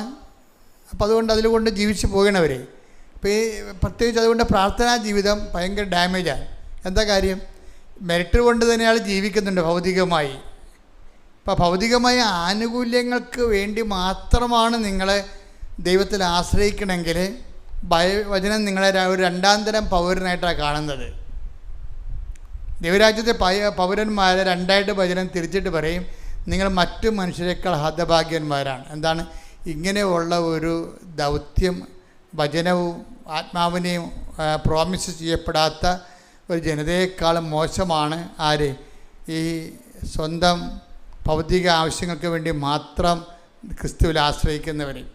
അപ്പോൾ എപ്പോഴും ക്രിസ്തുവിൽ ആങ്കർ ചെയ്യുമ്പോൾ ശ്രദ്ധിക്കേണ്ട കാര്യം, ഇതിൻ്റെ 50% മാത്രമേ ഈ ഭൗതിക ആവശ്യങ്ങൾ വരുന്നുള്ളൂ. 50% നിത്യതയാണ് വരുന്നത്. അപ്പോൾ നിത്യതയെക്കുറിച്ച് കോൺഷ്യസ് ആകണം. അതുകൊണ്ടാണ് ഭജന എപ്പോഴും പറയണത് യേശു ക്രിസ്തുവിൽ. എടുത്ത വചനെടുത്ത് 1:15-19. ഈ ജീവിതത്തിന് വേണ്ടി മാത്രം ക്രിസ്തുവിൽ പ്രത്യാശ വച്ചിട്ടുള്ളവരാണെങ്കിൽ നമ്മൾ എല്ലാ മനുഷ്യരെയും കാൾ നിർഭാഗ്യരാണ്. അപ്പൊ എന്താ പ്രശ്നം വെച്ചാൽ, ഈ ജീവിതത്തിന് വീട്, ജോലി, വിവാഹം, പ്രൊമോഷൻ, PR, പെൻഷൻ, ഇങ്ങനെയുള്ള ഈ ജീവിതത്തിന് വേണ്ടി മാത്രമാണ് നിങ്ങളെ ക്രിസ്തുവിൽ പ്രത്യാശ അർപ്പിച്ചെങ്കിൽ എന്ത് പറ്റും? അത് നിങ്ങൾ പ്രസാദവരത്തിലോ നിത്യതയിലോ അല്ല വിശ്വസിക്കുന്നത്. അപ്പം മറ്റു മനുഷ്യരെക്കാളും നിങ്ങൾ ഹതഭാഗ്യവരാകും. എന്നും കുന്നും നമ്മൾ ഉടമ്പടി പുതുക്കുന്ന ഇപ്പം നീല പേപ്പർ ചില ആൾക്കാരുടെ കയ്യിലുണ്ട്, ചില ആൾക്കാരുടെ സിൽവർ ഗ്രേ ഉണ്ട്. അപ്പം ഞാൻ സിൽവർ ഗ്രേക്കാരോട് ചോദിക്കും, എന്നാ നിയോഗം വെച്ചിരിക്കണത്? അത് കെട്ടിച്ചു വിട്ട മകളുടെ മകൾ, അതായത് ഇവരുടെ പേരക്കിടാവ് ഇപ്പോൾ എന്തോ കുഴപ്പമുണ്ടെന്ന് പറയണത്, അവൾ എന്നെ വിളിച്ച് പറഞ്ഞായിരുന്നു, അതാണ് വെച്ചിരിക്കണത്. അപ്പം നിങ്ങൾ മരണം വരെ ഉടമ്പടി ജീവിച്ച് സിൽവർ ഗ്രേയും കഴിഞ്ഞാലും ഇതുപോലെയുള്ള ഈ അലപരാധി കാര്യങ്ങളെ വെക്കത്തുള്ളൂ. ഇവർ ശരിക്കും പറഞ്ഞ് സിൽവർ ഗ്രേയിലൊക്കെ ഉള്ള ആൾക്കാർ വെക്കേണ്ടത് എന്താണ്? ഈ നിത്യത, ഈ ഭൗതികമായ വിഷയങ്ങളൊന്നും വെക്കരുത്. ഇതൊക്കെ എന്താ കാര്യം? ഇതൊക്കെ നിങ്ങൾക്ക് ആവശ്യമാണെന്ന് എൻ്റെ സ്വർഗ്ഗസ്ഥനായ പിതാവ് അറിയുന്നു. നിങ്ങൾ ആദ്യം ദൈവരാജ്യത്തെയും അതിൻ്റെ നീതിയെയും കുറിച്ചാണ് അന്വേഷിക്കുന്നത്. അപ്പോൾ ഈ 6 കാര്യങ്ങളും വെക്കേണ്ടത് എന്താണ്? കർത്താവിനെ അറിയിക്കാനും അറിഞ്ഞവരെ ആഴപ്പെടുത്താനും അതുപോലുള്ള പുതിയ ദൈവമേഖലകളിലെ ശുശ്രൂഷ കാര്യങ്ങളല്ലേ വെക്കേണ്ടത്. അപ്പോൾ ഉടമ്പടി ഗ്രോത്ത് അങ്ങനെ വരണത്. അപ്പോൾ അതുകൊണ്ടാണ് ഞാൻ ഈ സിൽവർ ഗ്രേ കഴിഞ്ഞിട്ട് ഇപ്പോൾ പുതുക്കൾ നിർത്തി വെച്ചതിൻ്റെ കാര്യം. ഇനിയിപ്പോൾ ഞാനിപ്പോൾ എല്ലാവരും നേരിട്ട് ഒരു ദിവസം കാണും, സിൽവർ ഗ്രേക്കാരെ എല്ലാവരും നേരിട്ട് കാണും. എന്നിട്ട് അവരുടെ എല്ലാം എടുപ്പിക്കും. ഞാൻ അവരുടെ നിയോഗങ്ങൾ എന്തൊക്കെയാണെന്ന് എടുപ്പിച്ചിട്ട് അവർക്ക് പ്രത്യേക ധ്യാനം നടത്തി. അതിനാണ് മരിയൻ അഗ്നി അഭിഷേക ധ്യാനം എന്ന് പറഞ്ഞൊരു ധ്യാനം വരുന്നുണ്ട്, താമസമുള്ള ധ്യാനമാണ്. അപ്പോൾ അവരെ കറക്റ്റ് ചെയ്തിട്ട് അവർക്ക് കറക്റ്റ് പരിശുദ്ധാത്മാവിനെ അഭിഷേകം ചെയ്തിട്ട് അവർ ഇനിയുള്ള കാലങ്ങളിൽ ഇതിൻ്റെ ആത്മീയത എന്ന് പറയുന്നത് ഇനി നമ്മുടെ ഇല്ലായ്മയും ഓർത്തുകൊണ്ടും ഞാൻ പ്രശംസിക്കുമെന്ന് പറയുന്ന ഒരു ആധ്യാത്മികത, അതാണ് ബൈബിളിൻ്റെ ആത്മീയത എന്ന് പറയുന്നത്. Take the word of God. ശ്രുതികട ഹല്ലേലൂയ. 2 കൊരിന്ത്യർ 12:9 ക്രിസ്തുവിന്റെ ശക്തി എന്റെ മേൽ ആവസിക്കേണ്ടതിന് ഞാൻ പൂർവാധികം സന്തോഷത്തോടെ എന്റെ ബലഹീനതയെ കുറിച്ച് പ്രശംസിക്കും. ഇപ്പൊ നമ്മൾ ഉടമ്പടിയുടെ 1-ാം ഘട്ടത്തിലും 2-ാം ഘട്ടത്തിലും ഒക്കെ നമ്മുടെ ഇല്ലായ്മ ഓർത്തുകൊണ്ട് പ്രാർത്ഥിക്കുകയല്ലേ ചെയ്യണത്, ഇല്ലേ? ഉടമ്പടി പുരോഗമിക്കുന്നതനുസരിച്ചുകൊണ്ട് ഈ പ്രാർത്ഥന പ്രശംസയായിട്ട് മാറും. അതാണ് വ്യത്യാസം. പ്രാർത്ഥന പരിശുദ്ധാത്മാവ് നിറയുന്ന അനുസരിച്ച് കൊണ്ട് നമ്മുടെ ഇല്ലായ്മ ദൈവകൃപ ആർജിക്കാൻ വേണ്ടിയുള്ള ദൈവത്തിൻ്റെ പദ്ധതിയുടെ ഭാഗമായിട്ട് ആന്തരിക സന്തോഷം ഉണ്ടാകും. അത് അഭിഷേകത്തിൻ്റെ വേറെ ഒരു മുതിർന്ന തലമാണ്. അപ്പോൾ അത് അതിലേക്ക് വന്നു കഴിഞ്ഞാൽ പിന്നെ ഒന്നും നമ്മൾ ചോദിക്കത്തില്ല ദൈവത്തോട്. ആ ദിവസം എന്ന് പറഞ്ഞാൽ അങ്ങനെയല്ല. അഗ്നിയഭിഷേകത്തിൻ്റെ ആ ദിവസം നിങ്ങൾ എന്നോടൊന്നും ചോദിക്കത്തില്ല. Take the word of God. ശ്രുതികട ഹല്ലേലൂയ. യോഹന്നാൻ 16:23 അന്ന് നിങ്ങൾ എന്നോട് ഒന്നും ചോദിക്കുകയില്ല. 6 നിയോഗങ്ങളില്ല, അസ്തമിച്ചു. 6 നിയോഗങ്ങൾ അസ്തമിക്കും. അവിടെ വെച്ച് ചോദിക്കണത് എന്താണ്? പരിശുദ്ധാത്മാവ് മാത്രമേ ചോദിക്കത്തുള്ളൂ. അതുകൊണ്ടാണ് അവസാനം വരുമ്പോൾ നിയോഗങ്ങളെല്ലാം അവസാനിച്ചതിന് ശേഷം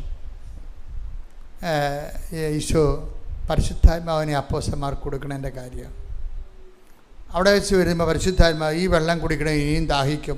നിയോഗം തന്നെ പ്രാർത്ഥിച്ചിരുന്ന് അത് നേടി പിന്നെ നിയോഗം വെച്ച് അത് നേടി അത് നിയോഗം വെച്ച് പിന്നെ നേടിയിരിക്കുമ്പോൾ ഈ വെള്ളം കുടിക്കണം, ഇനിയും ദാഹിക്കും. പിന്നെ നിയോഗങ്ങൾ കൊണ്ട് പൊറുതിമുട്ടി ചാകണം വരെ നിയോഗങ്ങളാവും. എന്താ കാര്യം? ദൈവം അത് ഉദ്ദേശിക്കണില്ല. ഈ വെള്ളം കുടിക്കണം, ഇനിയും ദാഹിക്കും. ഞാൻ തരുന്ന വെള്ളം കുടിക്കുന്നവർക്ക് take the word of God. ശ്രുതികട ഹല്ലേലൂയ.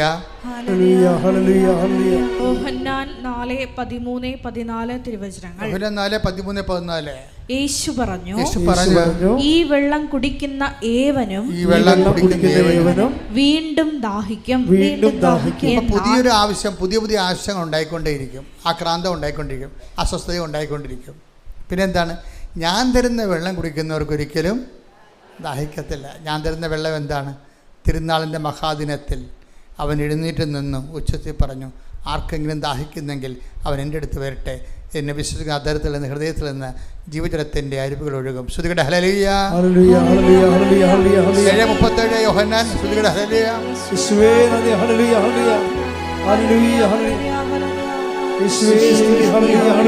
യോഹന്നാൻ 7:37. യോഹന്നാൻ 7:37.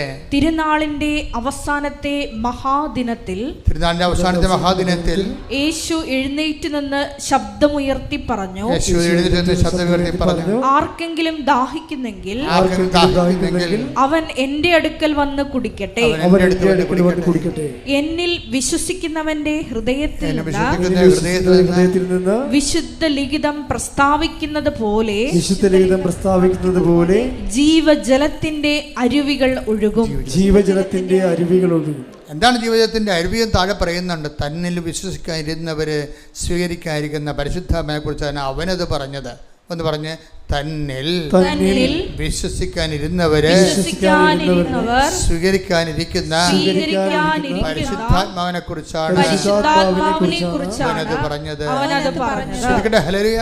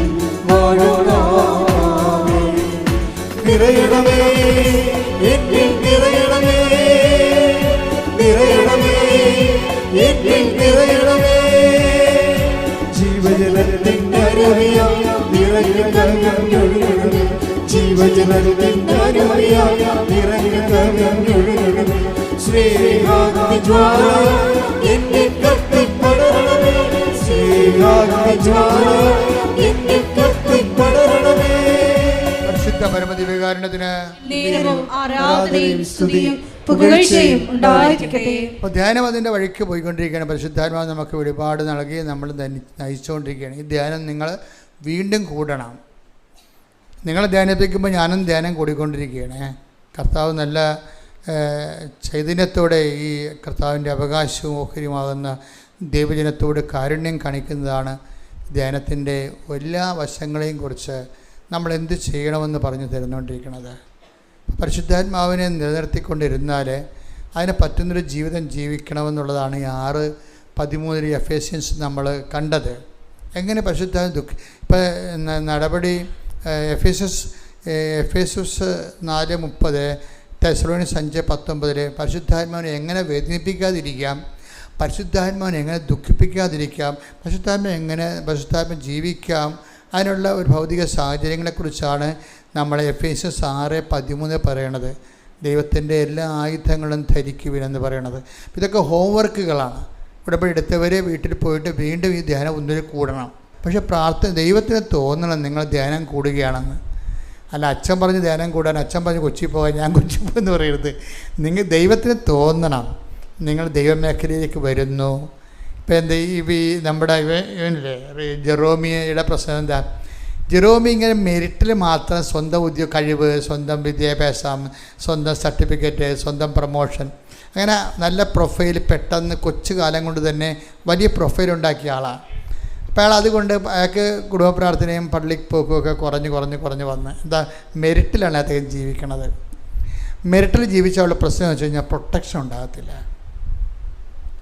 അതുകൊണ്ടാണ് ദൈവം ഒരു ഓപ്ഷൻ വെച്ചിരിക്കുന്നത്. എന്താണ്? Not by merit but by grace. അതെപ്പോഴും ഓർത്തേക്കണം. മെറിറ്റിൽ മാത്രം നമ്മൾ ആശ്രയിച്ചാൽ നമുക്ക് സംരക്ഷണം പോകും. പക്ഷെ നമ്മൾ ഗ്രേസിലും ആശ്രയിക്കണമെന്നുണ്ടെങ്കിൽ, ഇപ്പോൾ ഇയാൾക്ക് എന്താ സംഭവിച്ചെന്നറിയാവോ? ഇയാൾ മെറിറ്റിൽ മാത്രം ആശ്രയിച്ച് ജെറോമിക്ക് എന്ത് പറ്റി? പെട്ടെന്ന് സോഫ്റ്റ്വെയർ എല്ലാം ചേഞ്ച് ആയി. സോഫ്റ്റ്വെയർ എൻജിനീയറാണ്. നിങ്ങൾക്കറിയില്ല, ഇപ്പോൾ നമ്മൾ മൈക്രോസോഫ്റ്റിൻ്റെ ഓരോ പഴയ സംഭവം അല്ലല്ലോ ഇപ്പോൾ എടുക്കണേ. ഇപ്പോൾ AI വന്നപ്പോൾ കമ്പ്യൂട്ടർകാരുടെ എല്ലാവരുടെയും പണി പോയി. പലരുടെയും ഒരു 50% ആൾക്കാരുടെ പണി പോയി. അതാണ് ഇപ്പോൾ ആൾക്കാർ ഈ ഡിജിറ്റലി AI പഠിക്കാൻ പോണത്. ആർട്ടിഫിഷ്യൽ ഇൻ്റലിജൻസ് വന്നപ്പോൾ കമ്പ്യൂട്ടറിൻ്റെ പല ആൾക്കാരുടെയും പണി പോയി. ഏറ്റവും പണി കിട്ടിയ, ഏറ്റവും പ്രയാസം അനുഭവിച്ച IT മേഖലയിലാണ്. അങ്ങനെ ഈ ഇപ്പോഴത്തെ പുതിയ സംവിധാനത്തിൽ പണി പോയ ആളാണ് ഇങ്ങേര്, നമ്മുടെ ജെറോബി എന്ന് പറഞ്ഞ ആൾ.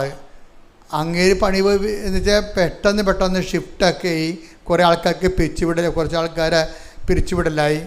അതുപോലെ തന്നെ പിന്നെ ജോലി ചെയ്തുകൊണ്ടിരിക്കുന്ന ജോലി ചേഞ്ച് ചെയ്ത് കൊടുത്തു. എന്താണ് അവരുടെ അയാൾ ചെയ്തുകൊണ്ടിരിക്കുന്ന ജോലി, അയാൾ ഒരാഴ്ച കൊണ്ട് ചെയ്യണ ജോലി 1 മണിക്കൂർ കൊണ്ട് ചെയ്യാൻ പുതിയ തലമുറ കയറി വന്നു. അതാണ് അപ്പം ത്രട്ടിങ് ആയില്ലേ. അയാൾ ഒരാഴ്ച കൊണ്ട് ചെയ്തുകൊണ്ടിരുന്ന ജോലി 1 മണിക്കൂർ കൊണ്ട് ചെയ്യാൻ വേണ്ടി AI-യുടെ പുതിയ ആൾക്കാർ കയറി വന്നു. അപ്പോൾ ഇയാൾക്ക് ആക്രിപ്പണിയായി അതിൻ്റെ അകത്ത്. അപ്പോൾ പഴയ സെറ്റപ്പെല്ലാം പോയി. പണ്ട് വൈറ്റ് കോളറൊക്കെ ഇട്ട് നല്ല ശമ്പളമൊക്കെ മേടിച്ച് കഴിയുമ്പോൾ കമ്പനിക്ക് വേണമെന്നില്ല, വേണേ നിൽക്കുക അല്ലേ അപ്പോൾ എന്ന് പറയുന്നത് കോൺട്രാക്റ്റല്ലേ എല്ലാം. തട്ടെന്ന് പറഞ്ഞാൽ ഇതുപോലെ വല്ലാത്ത തട്ട് കിട്ടി. അതുകൊണ്ടാണ് എപ്പോഴും നിങ്ങൾ പറയണത്, എപ്പോഴും നമ്മൾ മെറിറ്റിൽ പോകാൻ പറ്റത്തില്ല. നമ്മൾ ഉടമ്പടിയിലായിരിക്കുന്നതിൻ്റെ ഒരു ഇൻഷുറൻസ് നമ്മൾ എടുക്കുകയാണ്. എങ്ങാനും തട്ടുകേട് വന്നാൽ തന്നെ നമ്മളെ താങ്ങാൻ കർത്താവിൻ്റെ കൈകളുണ്ടാവും. കൈയടിച്ച് സ്തുതിക്കട്ടെ. Hallelujah hallelujah hallelujah hallelujah hallelujah. മഹത്വം മഹത്വം, ആരാധന ആരാധന. Hallelujah hallelujah. അത് കർത്താവിൻ്റെ ഒരു വാഗ്ദാനങ്ങളിലാണ് പോണത്. കാര്യം നിനക്ക് ലോകത്തിൽ സഞ്ചരിക്കുമ്പോൾ എന്തെങ്കിലും തട്ടുകേടുണ്ടായാലും കമ്പനിയുടെ നിയമങ്ങൾ മാറാം, ലോകത്തിൻ്റെ എൻജിനീയറിങ് ഇപ്പോഴുള്ള കറണ്ടായിട്ടുള്ള ടെക്നിക്സൊക്കെ എല്ലാം മാറാം, ടെക്നോളജി ചേഞ്ച് ചെയ്യാം. അപ്പോൾ കമ്പനി നിന്നെ പുറത്താക്കും. പക്ഷേ ഒരു അഷ്വറൻസ് നമുക്കുണ്ട്. എന്താണ്? I will not disown you at any cost. Company മാറിയാലും ടെക്നോളജി മാറിയാലും ഞാൻ മാറത്തില്ല, ഞാൻ നിന്നെ തങ്ങും. ടേക്ക് ദ ബെഡ് ശ്രുതികട. ഹല്ലേലൂയ നീ വരൂ. ശ്രുതികട. ഹല്ലേലൂയ.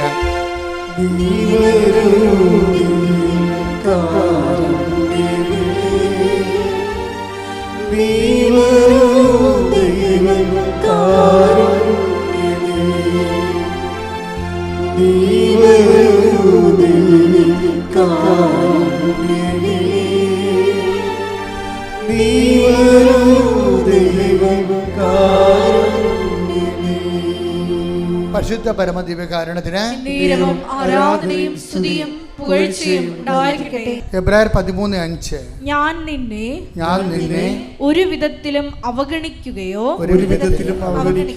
ഉപേക്ഷിക്കുകയോ ഇല്ല എന്ന് അവിടുന്ന് പറഞ്ഞിട്ടുണ്ടല്ലോ. അത് വാഗ്ദാനമാണ്. അവിടുന്ന് പറഞ്ഞിട്ടുണ്ടല്ലോ, വാഗ്ദാനമാണ്. കമ്പനി നിന്നെ ഉപേക്ഷിക്കാം. ചിലപ്പോൾ നിൻ്റെ വിദ്യാഭ്യാസം അപ്ഡേറ്റ് ചെയ്യുന്നില്ല എന്നുണ്ടെങ്കിൽ നിന്നേക്കാൾ മുകളിൽ വേറെ ആൾക്കാർ വരികയും അവരെ കമ്പനി അക്കോമഡേറ്റ് ചെയ്യുകയും നിന്നെ റിജക്റ്റ് ചെയ്യുകയും ചെയ്യാം. അങ്ങനെ റിജക്ഷൻ വന്നാലും I will not disown you at any cost. എന്ത് കാരണം വന്നാലും ഈ വചനം വായിച്ചാൽ ഇരുന്ന് കരഞ്ഞു പോകും നമ്മൾ. ദൈവം എന്ത് ദീർഘവീക്ഷണത്തോടെയാണ് നമ്മളെ വേകുലങ്ങളെ വേവലാതികളെ കണ്ടുകൊണ്ട് അതിനെപ്പോലും നമ്മളെ കവർ ചെയ്തുകൊണ്ടാണ് ബൈബിൾ എഴുതിയിരിക്കുന്നത്. ഇങ്ങനെ പല പല കാരണങ്ങളാൽ നീ ഉപേക്ഷിക്കപ്പെടാം, പക്ഷേ ഞാൻ നിന്നെ ഒരിക്കലും ഉപേക്ഷിക്കത്തില്ല. അതിപ്പോൾ നമ്മൾ അഷുറൻസ് ചെയ്യണത്, ഇൻഷുർ ആക്കുന്നതിൻ്റെ കാരണം ഉടമ്പടിയിലൂടെയാണ്. അതുകൊണ്ടാണ് ഈ മനുഷ്യൻ ഉടനെ വീട്ടിലായി കഴിഞ്ഞപ്പോൾ, ജോലി നഷ്ടപ്പെട്ട് വീട്ടിലായി കഴിഞ്ഞപ്പോൾ അദ്ദേഹം അമ്മയുടെ ബാഗിൽ അബുദാബി പള്ളി ചെന്നപ്പോൾ 8 മാസത്തിന് മുമ്പാണ് ആരോ ഒരു കൃപാസനം പത്രം കൊടുത്തു. അത് കൃപാസനത്തെക്കുറിച്ച് കേട്ടുള്ള കാരണം പിന്നീട് വായിക്കാമെന്നും പറഞ്ഞ് ബാഗിനകത്ത് മേടിച്ച് വെച്ചു. പക്ഷേ ഇവർ അമ്മയും വായിച്ചില്ല, മകനും വായിച്ചില്ല. എന്താ കാര്യം? അത് വായിക്കാതെ ഞങ്ങൾ ജീവിക്കുന്നുണ്ട്. പിന്നെ അതാണ് പ്രശ്നം. ഇത് വായിക്കേണ്ട ആവശ്യം ഞങ്ങൾക്കില്ല. ഞങ്ങൾക്ക് ആവശ്യം ശമ്പളമുണ്ട്, മാന്യമായ ജീവിതമുണ്ട്, എല്ലാവരും ഞങ്ങളെ ആശ്രയിച്ച് ജീവിക്കുന്നുണ്ട്. പിന്നെ എന്തിനാണ് ഞങ്ങളിന്ന് ദൈവത്തെ ആശ്രയിക്കണം? ഇത് വലിയ പ്രശ്നമാണ് കേട്ടോ. എല്ലാവരും മറ്റുള്ളവരും നമ്മളെ ആശ്രയിച്ച് ജീവിക്കുമ്പോൾ നമുക്ക് ദൈവത്തെ ആശ്രയിക്കാൻ പറ്റത്തില്ല. അതൊരു ഗതികെട്ട അവസ്ഥയാണ് ശരിക്കും പറഞ്ഞാൽ. ഈ പത്രം 8 മാസത്തിൻ്റെ തിരുന്നിട്ട് പോലും ഇവർ എടുക്കേണ്ട ആവശ്യമില്ല അവർക്ക്.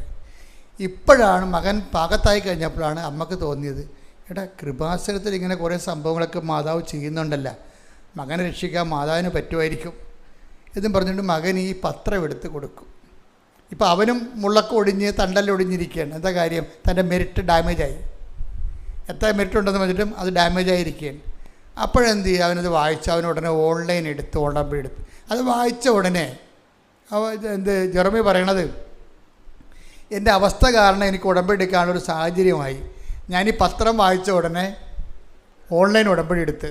അപ്പോഴാണ് ഞാൻ ഓർക്കുന്നത്, ദൈവമേ, ഓൺലൈൻ ഉടമ്പടി എന്ത്, ജനങ്ങളെ നിങ്ങളാരും വേദനിക്കരുത്, ഒറ്റക്കല്ല, കർത്താവ് നിങ്ങളുടെ കൂടെയുണ്ട്. കൃപാസന മാതാവ് പറന്ന് സഞ്ചാരിയായിട്ട് നിങ്ങളുടെ മുമ്പിൽ എത്താൻ വേണ്ടി അന്റാർട്ടിക്കയിലുള്ളൊരു നെറ്റ് ഉണ്ടെങ്കിൽ ഉടമ്പടി ചെയ്യാൻ വേണ്ടിയാണ് അന്ന് കോവിഡ് കാലത്ത് ദൈവം തന്നാണ് ഓൺലൈൻ ഉടമ്പടി. അപ്പോൾ പല ആൾക്കാരും എന്നോട് ചോദിച്ചു, അച്ഛാ ഈ ഓൺലൈൻ ഉടമ്പടി എന്ന് പറയുമ്പോൾ യഥാർത്ഥ ഉടമ്പടി 2018 ഉടമ്പടി എടുത്ത അനുഭവം കിട്ടിയ ആൾക്കാർ എന്നോട് ചോദിച്ചു, ഇപ്പോൾ ഈ നമ്മുടെ യഥാർത്ഥ ഉടമ്പടിയുടെ അനുഭവം ഓൺലൈൻ കിട്ടുക? ഞാൻ പറഞ്ഞ്, ഓൺലൈൻ ഉടമ്പടിക്ക് കറക്റ്റ് ഉടമ്പടി ജീവിതമല്ലേ. ഉടമ്പടി ജീവിതം ആര് ജീവിക്കുന്നുവോ അവന് അതിൻ്റെ ഫലം കിട്ടും. പിന്നെ അതിൻ്റെ അകത്ത് നേർച്ച വസ്തുക്കൾ ഉണ്ടാകത്തില്ലെന്ന് മാത്രമേ ഉള്ളൂ. അത് കോവിഡ് കഴിയുമ്പോൾ ആൾക്കാർ വന്ന് വാങ്ങിച്ചോളൂ എന്ന് ഞാൻ പറഞ്ഞു. അത് കറക്റ്റായിരുന്നു. എത്രയോ മനുഷ്യരാണ് ഇവിടെ എത്തുന്നതിന് മുമ്പ്, ഇപ്പോഴത്തെ നിങ്ങൾക്കറിയാമല്ലോ, നിങ്ങൾ ഇപ്പോൾ ഒക്ടോബർ മാസം 4-ാം ശനിയാഴ്ചയാണ് റാലി. ഇപ്പോൾ ആലപ്പുഴത്തെ അവസ്ഥ എന്താണ്? ഓൾമോസ്റ്റ് എല്ലാ ഹോട്ടലും ഇപ്പോൾ തന്നെ ബുക്ക്ഡാണ്. ഫ്ലൈറ്റ് ആ ആഴ്ചത്തെ മുഴുവൻ ഫ്ലൈറ്റും ബുക്ക്ഡാണ്. ഇതാണ് റാലിയുടെ അവസ്ഥ. അപ്പം നിങ്ങൾ ഇന്നു മുതൽ തന്നെ ഇതിനൊക്കെ പ്രാർത്ഥിച്ചൊരുങ്ങണം. അകലെ ഉള്ളവർ ഇനിയുള്ള ബാക്കിയുള്ള സ്ഥലങ്ങൾ കൂടി ബുക്ക് ചെയ്തെടുക്കണം. അവശേഷിക്കുന്ന അല്ലെങ്കിൽ പിന്നെ അമ്പലപ്പുഴ അവരടുത്ത് പോയി താമസിക്കേണ്ടി വരും. അപ്പം അതുകൊണ്ട് പെട്ടെന്ന് റാലിയിലേക്ക് വരുന്നതിന് ഇനി ബാക്കി അവശേഷിക്കുന്ന സ്ഥലങ്ങൾ കൂടി ആൾക്കാർ ബുക്ക് ചെയ്യുന്നതായിരിക്കും അവർക്ക് ബുദ്ധി. ഫ്ലൈറ്റും അങ്ങനെ തന്നെയാണ്. കാര്യം എൻ്റെ ചാർജ് ആ സമയത്ത് ബുക്ക് ചെയ്ത ചാർജ് കൂടുതലായിരിക്കും. ഒക്ടോബർ മാസം 4-ാം ശനിയാഴ്ചയാണ് റാലി. ഇപ്പോൾ റാലിയെ സംബന്ധിച്ച് ഒന്ന് പ്രാർത്ഥിച്ച് ശ്രദ്ധിക്കട്ടെ. Hallelujah, hallelujah, hallelujah, hallelujah, hallelujah, hallelujah, hallelujah. മഹത്വം. റാലിയിൽ പങ്കെടുത്ത് പ്രാർത്ഥിക്കാൻ ആഗ്രഹിക്കുന്ന ലോകത്തിന്റെ വിവിധ ഭൂഖണ്ഡങ്ങളിലുള്ള എല്ലാ മക്കളെയും സമർപ്പിച്ച് പ്രാർത്ഥിക്കുന്നു. പരിശുദ്ധ അമ്മയുടെ പ്രതിഷീകരണത്തിന്റെ സാക്ഷികളാക്കി ഓരോ മക്കളെ ഉയർത്തണമേ എന്ന് പ്രാർത്ഥിക്കുന്നു. സുരക്ഷിതമായ മക്കളെ പരിശുദ്ധ പരമദിവ്യകാരുണ്യത്തിന് ആരാധനയും സ്തുതിയും പുകഴ്ചയും പരിശുദ്ധ പരമദിവ്യകാരുണ്യത്തിന് ആരാധനയും സ്തുതിയും പുകഴ്ചയും ഉണ്ടായിരിക്കട്ടെ. അപ്പൊ ജെറോമി പറയണത്, ഞങ്ങൾ ഉടമ്പടി വെക്കാതിരുന്നൊരു കാര്യമുണ്ട്. അതെങ്ങനെ ഉടമ്പടി വെക്കണമെന്ന് എനിക്ക് അറിയത്തില്ല, അതുകൊണ്ട് വെച്ചില്ല. പക്ഷേ എൻ്റെ കുടുംബം അനുഭവിച്ച വേറൊരു പ്രശ്നമുണ്ട്. എൻ്റെ മകൾക്ക് ഈ എപ്പോഴും മൂക്കിന് ഒരു രോഗമുണ്ട്. അഡിനോയിഡിൻ്റെ ഒരു സിസ്റ്റാണ്. അതിങ്ങനെ ബൾജ് ചെയ്ത് വരും. എപ്പോഴും ജലദോഷമാണ് ഭയങ്കരമായിട്ട്. ഇപ്പോൾ ഡോക്ടറിനെ കാണിച്ചപ്പോൾ ആ കൊച്ച് എപ്പോഴും ഇങ്ങനെ അസുഖപ്പെട്ടിരിക്കും. പല ചികിത്സകൾ നോക്കിയിട്ട് നടക്കാതിരിക്കുകയാണ്. ഉടമ്പടി ഞങ്ങളത് വെച്ചിട്ടില്ല. കാര്യം അവർക്ക് അത്രയും ദൈവത്തെക്കുറിച്ച് അറിവില്ലല്ലോ. അപ്പം അവർക്കുള്ള അടിയന്തര പ്രശ്നം എന്താണ്? ജോലി നഷ്ടപ്പെട്ടതല്ലേ, അതാണ് വെച്ചിരിക്കുന്നത്. പക്ഷേ എന്നെ സംഭവിച്ചെന്ന് കഴിഞ്ഞാൽ ഈ അഡിനോയിഡിൻ്റെ അസുഖം കൊച്ചിന് മാസങ്ങളോ വർഷങ്ങളായിട്ടുള്ളതാണ്. ഡോക്ടർ പറഞ്ഞു അത് ഓപ്പറേഷൻ ചെയ്യണമെന്ന് പറഞ്ഞ്.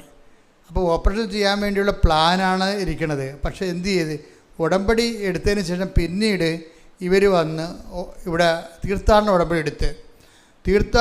എടുത്തപ്പോൾ എന്നാ പറ്റി, അതിൻ്റെ അകത്ത് ഉള്ളത് എന്താണ്? ഉടമ്പടി തൈലമാണ് ഉള്ളത്. അപ്പോൾ ഉടമ്പടി തൈലം എടുത്ത് ഈ അഡിനോയിഡിനെ അവർ വിശ്വാസപ്രമാണം ചൊല്ലി അവർ പെട്ടാൻ തുടങ്ങി. ഈ ജെറോമി എന്ന് പറയാനും വൈഫെന്ന് പറയാനും പക്കായിട്ട് അവർ ഉടമ്പടിയിലോട്ട് കറക്റ്റ്. അതാണ് ഞങ്ങൾ ഉടമ്പടി ജീവിതം തുടങ്ങിയെന്നാണ് അവർ പറഞ്ഞത്. അല്ല, ഉടമ്പടി പ്രാർത്ഥന തുടങ്ങിയെന്നല്ല പറഞ്ഞത്. ഉടമ്പടി ജീവിതം കാണുന്നവരെല്ലാം സഹായിച്ചും കർത്താവിനെ അറിയിച്ചും ദൈവത്തിൻ്റെ മക്കളെപ്പോലെ ഞങ്ങൾ ജീവിക്കാൻ തുടങ്ങിയപ്പോൾ ഈ ഉടമ്പടി തൈലം പറ്റിയിട്ട് ഓപ്പറേഷൻ ഡേറ്റ് എടുക്കാൻ വേണ്ടി ഡോക്ടറെ അടുത്ത് ചെന്നപ്പോൾ ഡോക്ടർ സ്കാൻ ചെയ്തപ്പോൾ പറഞ്ഞ് ഇപ്പം അഡിനോയിഡ് ഇല്ലല്ല, കുഞ്ഞ് സുഖപ്പെട്ടല്ല എന്ന് പറഞ്ഞു. പക്ഷേ നിങ്ങൾ ചിന്തിച്ചേ, അവരത് ഉടമ്പടി വെച്ചിട്ടില്ല. നിങ്ങൾ ഉടമ്പടി വെച്ചില്ലെന്ന് ദൈവം അങ്ങനെ പറയാമോ? അവർ ഉടമ്പടി വെച്ചിട്ടില്ല അതുകൊണ്ട് എടുക്കണമെന്ന് പറയാമോ? അങ്ങനെയല്ല. ദൈവം നമ്മൾ ദൈവ വഴിയിലേക്ക് വരുമ്പോൾ പിന്നെ നീ വെക്കാത്തതും ദൈവത്തിന് പ്രശ്നമില്ല. നിന്റെ ടോട്ടലായിട്ടാണ് ദൈവം സംരക്ഷിക്കണത്. കൈയടിച്ച് ശ്രദ്ധിക്കട്ടെ.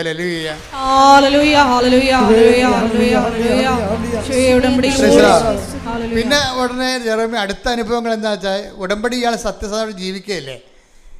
പണ്ട് ഒരു കൃപാസനം പത്രം കെട്ടിയിട്ട് 8 മാസമായിട്ട് വായിക്കാതിരുന്ന ആൾ ഇപ്പം എന്താണ്, കൃപാസനം പത്രം വാങ്ങിച്ചുകൊണ്ട് പോയിട്ട് ഇങ്ങനെ തന്നെയാണ് ആൾക്കാർക്ക് പറഞ്ഞു കൊടുക്കുന്നത് അങ്ങയുടെ അനുഭവങ്ങളെ. അപ്പോൾ ചെറുപ്പക്കാരെന്ന് പറഞ്ഞു കൊടുക്കുമ്പോൾ ദൈവം എന്തുമാത്രം മഹത്വപ്പെടുമെന്നറിയാവോ? ആണായാലും പെണ്ണാലും ചെറുപ്പക്കാരെപ്പോഴും ശ്രദ്ധിക്കണം. നിങ്ങൾ വയസ്സായിട്ട് വർക്ക് ചെയ്യാൻ ഇരിക്കരുത്.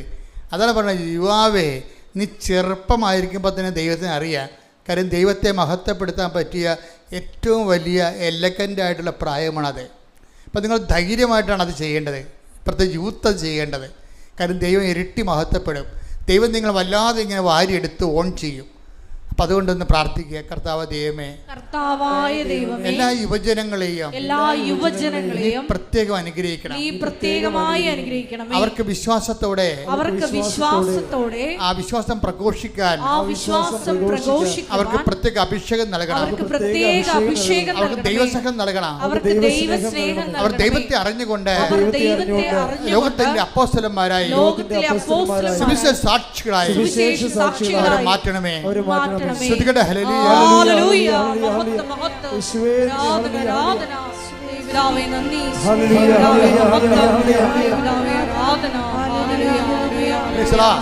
ഇപ്പൊ ജെറോമി സത്യസന്ധമാണെന്ന് ദൈവത്തിന് തോന്നണം ആൾ സത്യസന്ധനാണെന്ന്. പിന്നെന്താ പറയണേ, ഞാൻ ഈ വീട്ടിൽ ഇരുന്നിട്ട് 100 കമ്പനികൾക്ക്, IT കമ്പനികൾക്ക് ആപ്ലിക്കേഷൻ വിട്ടു. 100 കമ്പനികൾക്ക്. ആർക്കും എന്നെ വേണ്ട. ഇത്ര എക്സ്പീരിയൻസ് ഉണ്ടെന്ന് പറഞ്ഞിട്ടും ഇന്ന കമ്പനി ഞാൻ വർക്ക് ചെയ്തതായിട്ട് ഹൈ പ്രൊഫൈൽ കാണിച്ചിട്ടും ഒരു മനുഷ്യന് എന്നെ വേണ്ട. അപ്പം ഞാൻ ഓർത്തിൻ്റെ ജീവിതം മൊത്തം ഇരുട്ട് കയറി, ഞാൻ തീർന്നെന്ന് വിചാരിച്ചു. ആരെല്ലാം തീർന്നെന്ന് പറഞ്ഞാലും അന്തിമ വാക്ക് കർത്താവിൻ്റെതാണ്. കർത്താവ് തീർന്നില്ലെന്ന് പറഞ്ഞാൽ നമ്മൾ തീർന്നില്ല. ശ്രുതികട്ടെ ഹല്ലേലൂയ, ഹല്ലേലൂയ, ഹല്ലേലൂയ, ഹല്ലേലൂയ. കൈവിടൂ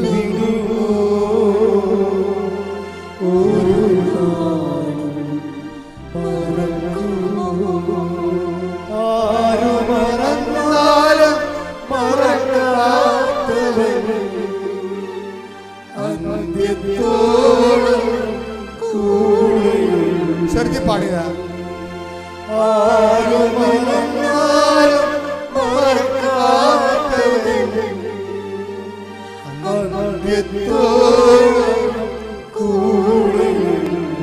ഞാൻ നിന്നെ ഒരുമിച്ച്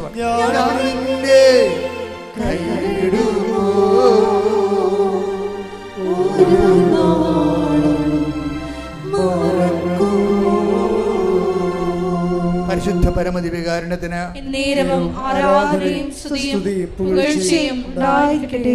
മാതാവിൻ്റെ സെലക്ഷൻ ഭയങ്കര രസമാണ്.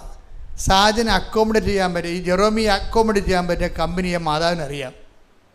മാതാവ് ആ 2 കമ്പനിയെ 100 അപേക്ഷ വിട്ടിട്ട് ആരും തിരിഞ്ഞു നോക്കിയില്ല. ഉടമ്പടി എടുത്തിട്ട് 2 എണ്ണം വിട്ട് 2 സാജനെ വിളിച്ചു. അപ്പോൾ ഇവന് പേടിയായി. എന്താ കാര്യം? പുതിയ കാലത്തെ പുതിയ ടെക്നോളജിയിലുണ്ടായിരുന്ന സോഫ്റ്റ്വെയറിലുണ്ടായിരുന്ന മാറ്റം കാരണം ഇവർ പ്രാക്ടിക്കലും തിയറിയും ചോദിച്ചാൽ പ്രശ്നമാണ്. അപ്പോൾ ഇവൻ ഉടമ്പടി എടുക്കുമ്പോൾ തിരികെത്തിക്കുമ്പോൾ മാതാവേ, എനിക്ക് ഒത്തിരി എന്നോട് ചോദിച്ചാൽ ഞാൻ പെട്ടുപോകും. കാര്യം പുതിയ ആൾക്കാരാണ് ഇരിക്കണത്, ഞാൻ പഴയ സിലബസിലൊക്കെ പഠിച്ചിരിക്കണത്. അപ്പോൾ എനിക്ക് പ്രാക്ടിക്കലും എനിക്ക് പ്രശ്നമാണ്, തിയറിയും എനിക്ക് പ്രശ്നമാണ്. ഒത്തിരി ചോദ്യങ്ങൾ ചോദിച്ചാൽ ഞാൻ പെട്ടുപോകും, എന്നെ സഹായിക്കണം. അപ്പോൾ പണ്ട് ഭയങ്കര മെരിട്ടാണെന്ന് പറഞ്ഞ ആൾ പറയണ കണ്ടില്ലേ, എനിക്കിപ്പോൾ മെരിട്ടില്ലെന്നാണ് പറയണത്. കണ്ട, അതാണ് വിഷയം. ആ ഗ്രോത്ത് മനസ്സിലാക്കണം. എനിക്കിപ്പോൾ മെരിട്ടില്ല എന്നാണ് ദൈവദൃശ്യനിൽ പറയുകയാണ്, എൻ്റെ മെരിട്ട് നിൻ്റെ കൃപയാണെന്ന്. ഇത് പറഞ്ഞിട്ട് ഇവൻ പോകുമ്പോൾ ഇവനോട് ഇൻ്റർവ്യൂ ചെല്ലുമ്പോൾ എന്താ സംഭവം എന്നറിയാമോ? 8-9 പ്രാക്ടിക്കലും 8-9 തിയറിയും ചോദിക്കേണ്ട സ്ഥലത്ത് ഇവനെ അറിയാവുന്ന 2 തിയറിയും 2 പ്രാക്ടിക്കലും ചോദിച്ച് ഇൻ്റർവ്യൂ ക്ലോസ് ചെയ്ത്. അയ്യോ, ഇത് ഭയങ്കര രസമാണ്. അമ്മ ഇങ്ങനെ കൂടെ നിൽക്കുകയാണ്. അമ്മ നമ്മുടെ കൂടെ ഇങ്ങനെ വരും.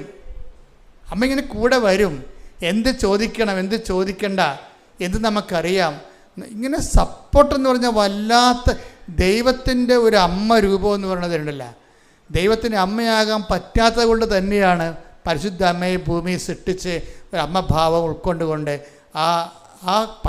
ആ വാത്സല്യം പോലെ തന്നെ ഇങ്ങനെ സഞ്ചരിച്ച് വരും. എന്നിട്ട് ഇതേപോലെ തന്നെ എന്നിട്ട് പറയണേ, സാധാരണഗതിയിൽ 2 മാസം 2.5 മാസം കഴിയുമ്പോഴാണ് അവർ ഈ ജോലി കിട്ടിക്കഴിഞ്ഞാൽ അവർ വിളിക്കണത്. ഞാൻ 29-ാം തീയതി ഇൻ്റർവ്യൂവിന് പോയത്, എനിക്ക് 30-ാം തീയതി തന്നെ ജോലിക്ക് കയറ്റിയെന്ന്. എന്നിട്ട് പറയണത് ടൈം ഷോർട്ടണിങ് എന്നൊക്കെ അച്ഛൻ പറയത്തില്ലേ, ഇതാണ് ടൈം ഷോർട്ടണിങ് എന്ന്. ലൈറ്റ് വെയ്റ്റനിങ് എന്ന് അച്ഛൻ പറയത്തില്ലേ, ഇതാണ് ലൈറ്റ് വെയ്റ്റനിങ് എന്ന്. നോക്കിയേ, ഉടമ്പടി എല്ലാം കാണാതെ പഠിച്ചിരിക്കുകയാണ്. ഉടമ്പടിയുടെ features not by merit but by grace, time shortening, light weightening എന്താണ്? എല്ലാം ദൈവം ഈ ഒറ്റ പാക്കേജിൽ ഇതെല്ലാം വാഗ്ദാനങ്ങളാണ് ദൈവത്തിൻ്റെ. സമയച്ചുരുക്കവും ഭാരലഘുത്വവും വലിയ ഭാരങ്ങൾ. അതിനെ ആ കുഞ്ഞിന് ഓപ്പറേഷൻ ചെയ്യാൻ പോകുന്നതാണ്. അതിനെ വെറും ഒരു ഉടമ്പടി തൈലം കൊണ്ട് സിമ്പിളാക്കി കളഞ്ഞു. ഭാരം മാറ്റിയതിൻ്റെ എല്ലാം. അത് ലൈറ്റ് വെയ്റ്റിങ് എന്ന് പറയണതും ഭാരച്ചുരുക്കം. ഇങ്ങനെ ഉടമ്പടി. ഇനി രസമെന്ന് പറയണത് ഇതുപോലെ തന്നെയാണ്. കഴിഞ്ഞ ദിവസങ്ങളിൽ ഒരു ജയമോൻ്റെ സാക്ഷ്യം കൂടി പറയാം പെട്ടെന്ന് 2 മിനിറ്റ്. കാര്യം എനിക്ക് ഭയങ്കര ഇഷ്ടപ്പെട്ടൊരു സാക്ഷ്യമാണ്. എന്താ കാര്യം വെച്ച് കഴിഞ്ഞാൽ ജയ്മോൻ ഒരു ട്രാൻസ്പോർട്ട് ഇതാണ്, കണ്ടക്ടറാണ്. അദ്ദേഹത്തെ സർവീസ് കഴിഞ്ഞ് രാത്രി 10 മണിക്ക് വണ്ടി ഗ്യാരേജിൽ കയറ്റിയിട്ട് അദ്ദേഹത്തിൻ്റെ ബൈക്ക് എടുത്ത് തിരിഞ്ഞു വന്നപ്പോൾ കോട്ടയം സ്റ്റാൻഡിൽ വെച്ച് വേറൊരു വണ്ടി ഇടിച്ചിട്ട് അയാൾക്ക് തകർന്നു പോയി. വാരിപ്പേറ്റ് 5 ഒടിഞ്ഞ്, തോളലിലൊടിഞ്ഞ്, പിന്നെ കണ്ടീഷൻസ് എല്ലാം മാറി. ICUലൊക്കെ ആയിരുന്നു. അതിനുശേഷം തിരിച്ചു വന്നെങ്കിലും ഈ എല്ലുകളൊന്നും കൂടിയില്ല. അത് കാരണം മൊത്തം പ്ലാസ്റ്ററിങ്. 2 പേരിങ്ങനെ താങ്ങിയാൽ കിടത്താൻ പറ്റത്തുള്ളൂ, 2 പേർ താങ്ങിയാൽ മൂത്രമൊഴിക്കാൻ പറ്റും, എഴുന്നേൽപ്പിക്കാൻ പറ്റത്തുള്ളൂ. ഡോക്ടർ പറഞ്ഞു സർവാംഗം വേദനയായിരിക്കും, ആരും സഹിക്കാത്ത വേദനയായിരിക്കും എന്ന് പറഞ്ഞു. ഇവരെന്നാ ചെയ്യണത്? ആ സാക്ഷി നിങ്ങൾ കേൾക്കണം. അതിൻ്റെ ഈ അല്ലേ അവരുടെ ജയമോൻ്റെ വൈഫ് ഉടമ്പടി എടുത്തിട്ട് ആ ഉടമ്പടി തൈലം തേക്കുമ്പോൾ എന്താ സംഭവിക്കണത്? അപ്പം നിങ്ങളൊക്കെ എപ്പോഴും നമ്മൾ ശ്രദ്ധിക്കണം. ഉടമ്പടി തൈലം എന്ന് പറയുന്നത് ഒരു ഔഷധമല്ല. അതെപ്പോഴും നിങ്ങൾ ഓർക്കണം. കൃപാസനത്തിൽ ഒന്നും ഔഷധം നൽകുന്നില്ല ആർക്കും. കൃപാസനത്തിൽ ഒരു ചികിത്സയുമില്ല. കൃപാസനത്തിൽ എന്താണ്? വിശ്വാസ പ്രയോഗങ്ങളാണുള്ളത്. ഇതെല്ലാം മാധ്യമങ്ങളാണ്. നമ്മുടെ വിശ്വാസം നമുക്ക് പല രീതിയിൽ വിശ്വാസം പ്രാർത്ഥനയാക്കാം, വിശ്വാസം പ്രഖ്യാപനമാക്കാം, വിശ്വാസം പ്രയോഗമാക്കാം. അപ്പോൾ ഉടമ്പടിയിലാണ് ഈ നേർച്ച വസ്തുക്കളിൽ ഒരിക്കലും ഓർക്കണം. തൈലം, അച്ഛൻ തൈലം കൊടുത്തു, ആൾക്കാരെ പരിചയം വന്നിട്ട് കഥയില്ല. കാര്യം തൈലം അഭിഷേകമായി ഇതായിട്ട് കൊടുക്കുകയല്ല. തൈലം എന്ന് പറഞ്ഞത് നമ്മളെ ഈ ധാനേന്ദ്രം കുഴമ്പോ അല്ലെങ്കിൽ ആയുർവേദ തൈലം പോലെ കൊടുക്കുകയല്ലത്. അത് നമ്മുടെ വിശ്വാസം യേശു കർത്താവാണെന്ന്. അത് റോമ 10:9 എന്താണ്? യേശു കർത്താവാണെന്ന് അത്തരം കൊണ്ട് ഏറ്റുപറയുകയും ദൈവം അവന് മരിച്ചവെന്ന് ഉയർപ്പിച്ചെന്ന് ഹൃദയത്തെ വിശ്വസിക്കുന്നതാണ് വിശ്വാസം. ഈ ദൈവം അവന് മരിച്ചവെന്ന് ഉയർപ്പിച്ചുവെന്ന് വിശ്വസിക്കുമ്പോൾ ആ വിശ്വാസത്തെ നമ്മൾ പ്രയോഗിക്കാം, ആ വിശ്വാസത്തെ നമ്മൾ പ്രഖ്യാപിക്കാം, ആ വിശ്വാസത്തെ നമ്മൾ പ്രാർത്ഥിക്കാം. പ്രാർത്ഥനയേക്കാൾ വലുതാണ് പ്രഖ്യാപനം. അപ്പോൾ നമ്മളുടെ പ്രാർത്ഥനയുണ്ട് നമുക്ക്, അതുപോലെ കാരുണ്യ പ്രവർത്തികളിലൂടെ പ്രഖ്യാപനമുണ്ട്, അതുപോലെ തന്നെ പ്രയോഗങ്ങളുമുണ്ട്. ആ പ്രയോഗം എന്ന് പറയുന്നത് എന്താണ്? നേർച്ച വസ്തുക്കളെ യേശുനാമത്തിൽ വ്യഞ്ചരിച്ചിട്ട് വിശ്വാസ പ്രമാണം ചൊല്ലി കർത്താവിൻ്റെ ശക്തി അവരിലേക്ക് പ്രവർത്തിക്കാനുള്ള മാധ്യമം മാത്രമാണിത്. അതുകൊണ്ട് തന്നെയാണ് ആർക്കാണ് കർത്താവിൻ്റെ ശക്തി ആവഹിപ്പിക്കാൻ പറ്റണത്? കർത്താവിൻ്റെ ശക്തി എങ്ങനെയാണ് ചെയ്യണത്? ആവഹിക്കുകയാണ് ചെയ്യണത്. നമ്മുടെ നേരത്തെ വായിച്ചില്ലേ 2 Corinthians 12:9 യേശുക്രിസ്തുവിൻ്റെ ശക്തി പറഞ്ഞേ, എന്നിലേക്ക് ആവസിക്കുന്നതിന് വേണ്ടി ഞാൻ എൻ്റെ ബലഹീനതയെ ഓർത്തുകൊണ്ട് പ്രശംസിക്കുമെന്ന് പറഞ്ഞത് ഒരു പ്രാർത്ഥനാ രീതിയാണ്. സ്തുതിപ്പിൻ്റെ പ്രാർത്ഥനയാണത്. അത് പ്രാർത്ഥനാ രീതിയാണ്.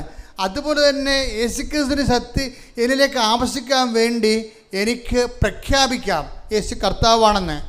യേശു കർത്താവാണെന്ന് പ്രഖ്യാപിക്കാൻ വേണ്ടിയാണ് ഞാൻ വിശ്വാസം പരസ്യമായിട്ട് പ്രഖ്യാപിക്കണത്. വിശ്വാസം സ്വകാര്യമായിട്ട് വെച്ചുകൊണ്ടിരിക്കാനുള്ളതല്ല. നമ്മളിപ്പോൾ ഞാൻ തന്നെയാണെങ്കിൽ ഇന്നലെ ഒരു സമരത്തിൽ പോയി. ഒരു തുറമുഖം ഗവൺമെൻറ് വർഷങ്ങളായിട്ട് തുറമുഖത്തിന് വർക്ക് നടക്കുന്നില്ല അവിടെ.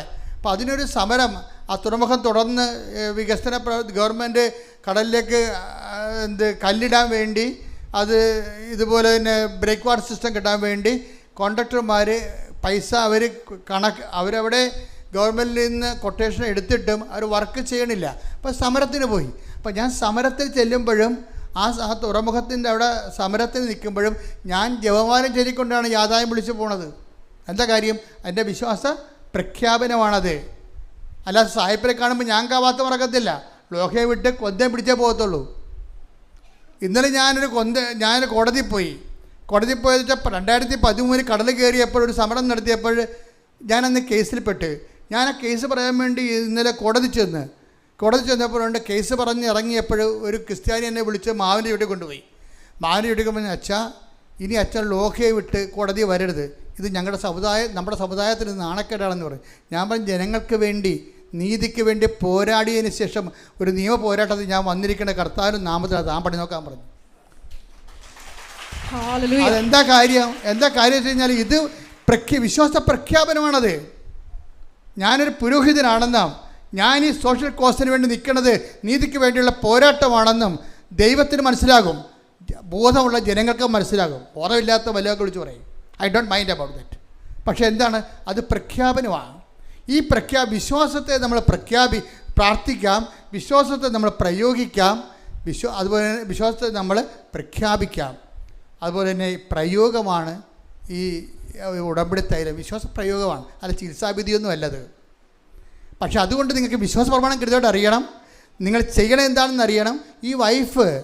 ഈ ജർമ്മൻ്റെ വൈഫിനെ കൃത്യമായിട്ട് ഇത് പ്രയോഗിക്കാൻ അറിയാം. അവർ പതുക്കെ പാകതയോടെ വിശുദ്ധിയോടെ വിശ്വാസ പ്രമാണം ചൊല്ലിക്കൊണ്ടാണ് ഈ ഒടിഞ്ഞിരിക്കുന്ന തോളലില്ലേ അതിന് ഇതെല്ലാം കഴിഞ്ഞിട്ട് എത്ര കാലം ഇങ്ങനെ ഓപ്പറേറ്റ് ചെയ്ത് എല്ലാം ശരിയാക്കണത് അറിയത്തില്ല. സങ്കടപ്പെട്ടൊരു ജീവിതമാണ്. അപ്പോൾ അവളിത് വിശ്വാസ പ്രമാണം ചൊല്ലിക്കൊണ്ട് ഈ ആശയത്തെ അവസ്ഥയിൽ തോളിൽ ഇങ്ങനെ ഉടമ്പടി തേലം തേച്ചുകൊണ്ടിരിക്കുകയാണ്. എന്നിട്ട് ഇതിനെ താങ്ങിക്കിടത്തും, രണ്ടുപേരും കൂടി താങ്ങിക്കിടത്തും. രാത്രിയായപ്പോൾ ഈ മനുഷ്യനെ ഒരാൾ വന്ന് തട്ടി ഇയാൾ ഉറക്കത്തിലിങ്ങനെ നോക്കുമ്പോൾ അമ്മ മാതാവ്. ഇയാൾ ഉടനെ എഴുന്നേക്കും, ഉറക്കത്തിലല്ലേ, തനിക്ക് തോന്നിയാണെന്നും പറഞ്ഞ് എഴുന്നേക്കും, പിന്നെ കിടക്കും.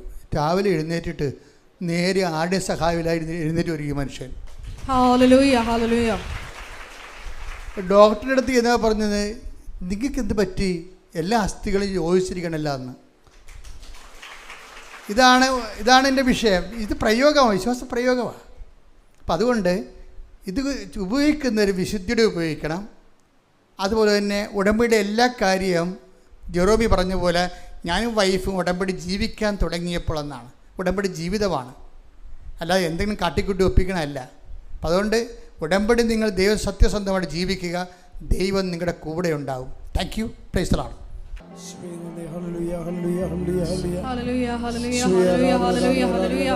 മൗനമായി പ്രാർത്ഥിക്കേണ്ട സമയമാണ്.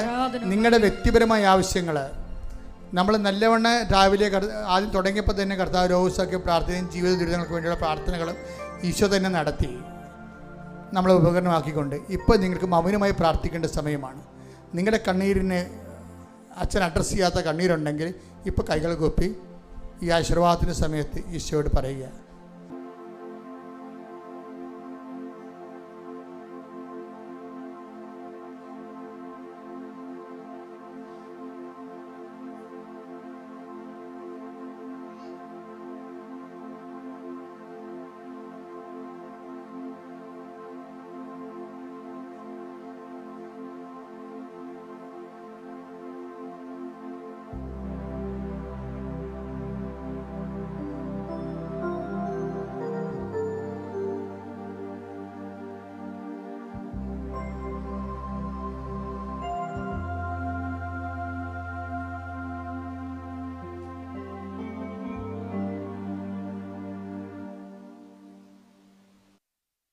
ഒരിക്കൽ കൂടി മരിയൻ ഉടമ്പടിയിൽ സമർപ്പിച്ചിരിക്കുന്ന എല്ലാ വിഷയങ്ങളും ദൈവമാതാവിൻ്റെ മുമ്പിൽ, ദൈവമാതാവിൻ്റെ മധ്യസ്ഥതയിൽ, ദിവ്യകാരുണ്യ സന്നിധിയിൽ സമർപ്പിച്ചുകൊണ്ട് നമുക്ക് ഒരു നിമിഷം മൗനമായിട്ട് പ്രാർത്ഥിക്കാം. പരിശുദ്ധ അമ്മയുടെ പ്രത്യക്ഷീകരണത്തിൻ്റെ സാക്ഷികളാക്കി ഞങ്ങളെയും ഞങ്ങളുടെ കുടുംബത്തെയും ഉയർത്തണമേ എന്ന് പ്രാർത്ഥിച്ചുകൊണ്ട് നമുക്ക് ശിരസ്സ് നമിച്ച് ദിവ്യകാരുണ്യ നാഥൻ്റെ ആശീർവാദം സ്വീകരിക്കാം.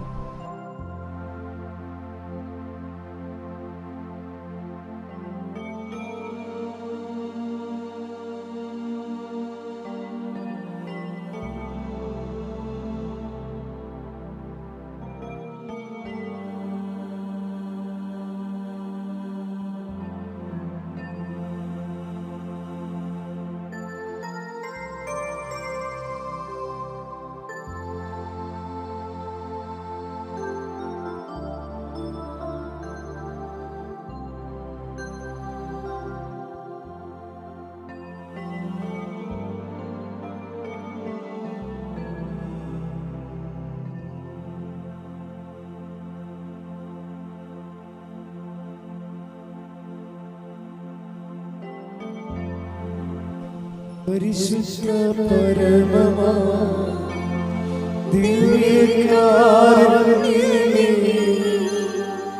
എന്നും എന്നും അങ്ങേക്ക് ആരാധന. പരിശുദ്ധ പരമമാ ദിവ്യകാരുണ്യമേ,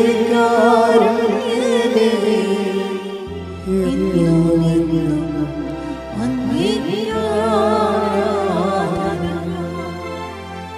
പരിശുദ്ധ പരമമാ ദിവ്യകാരുണ്യമേ, എന്നും എന്നും അങ്ങേക്ക് ആരാധന. ആവേ ആവേ ആവേ മരിയ, ആവേ ആവേ ആവേ മരിയ.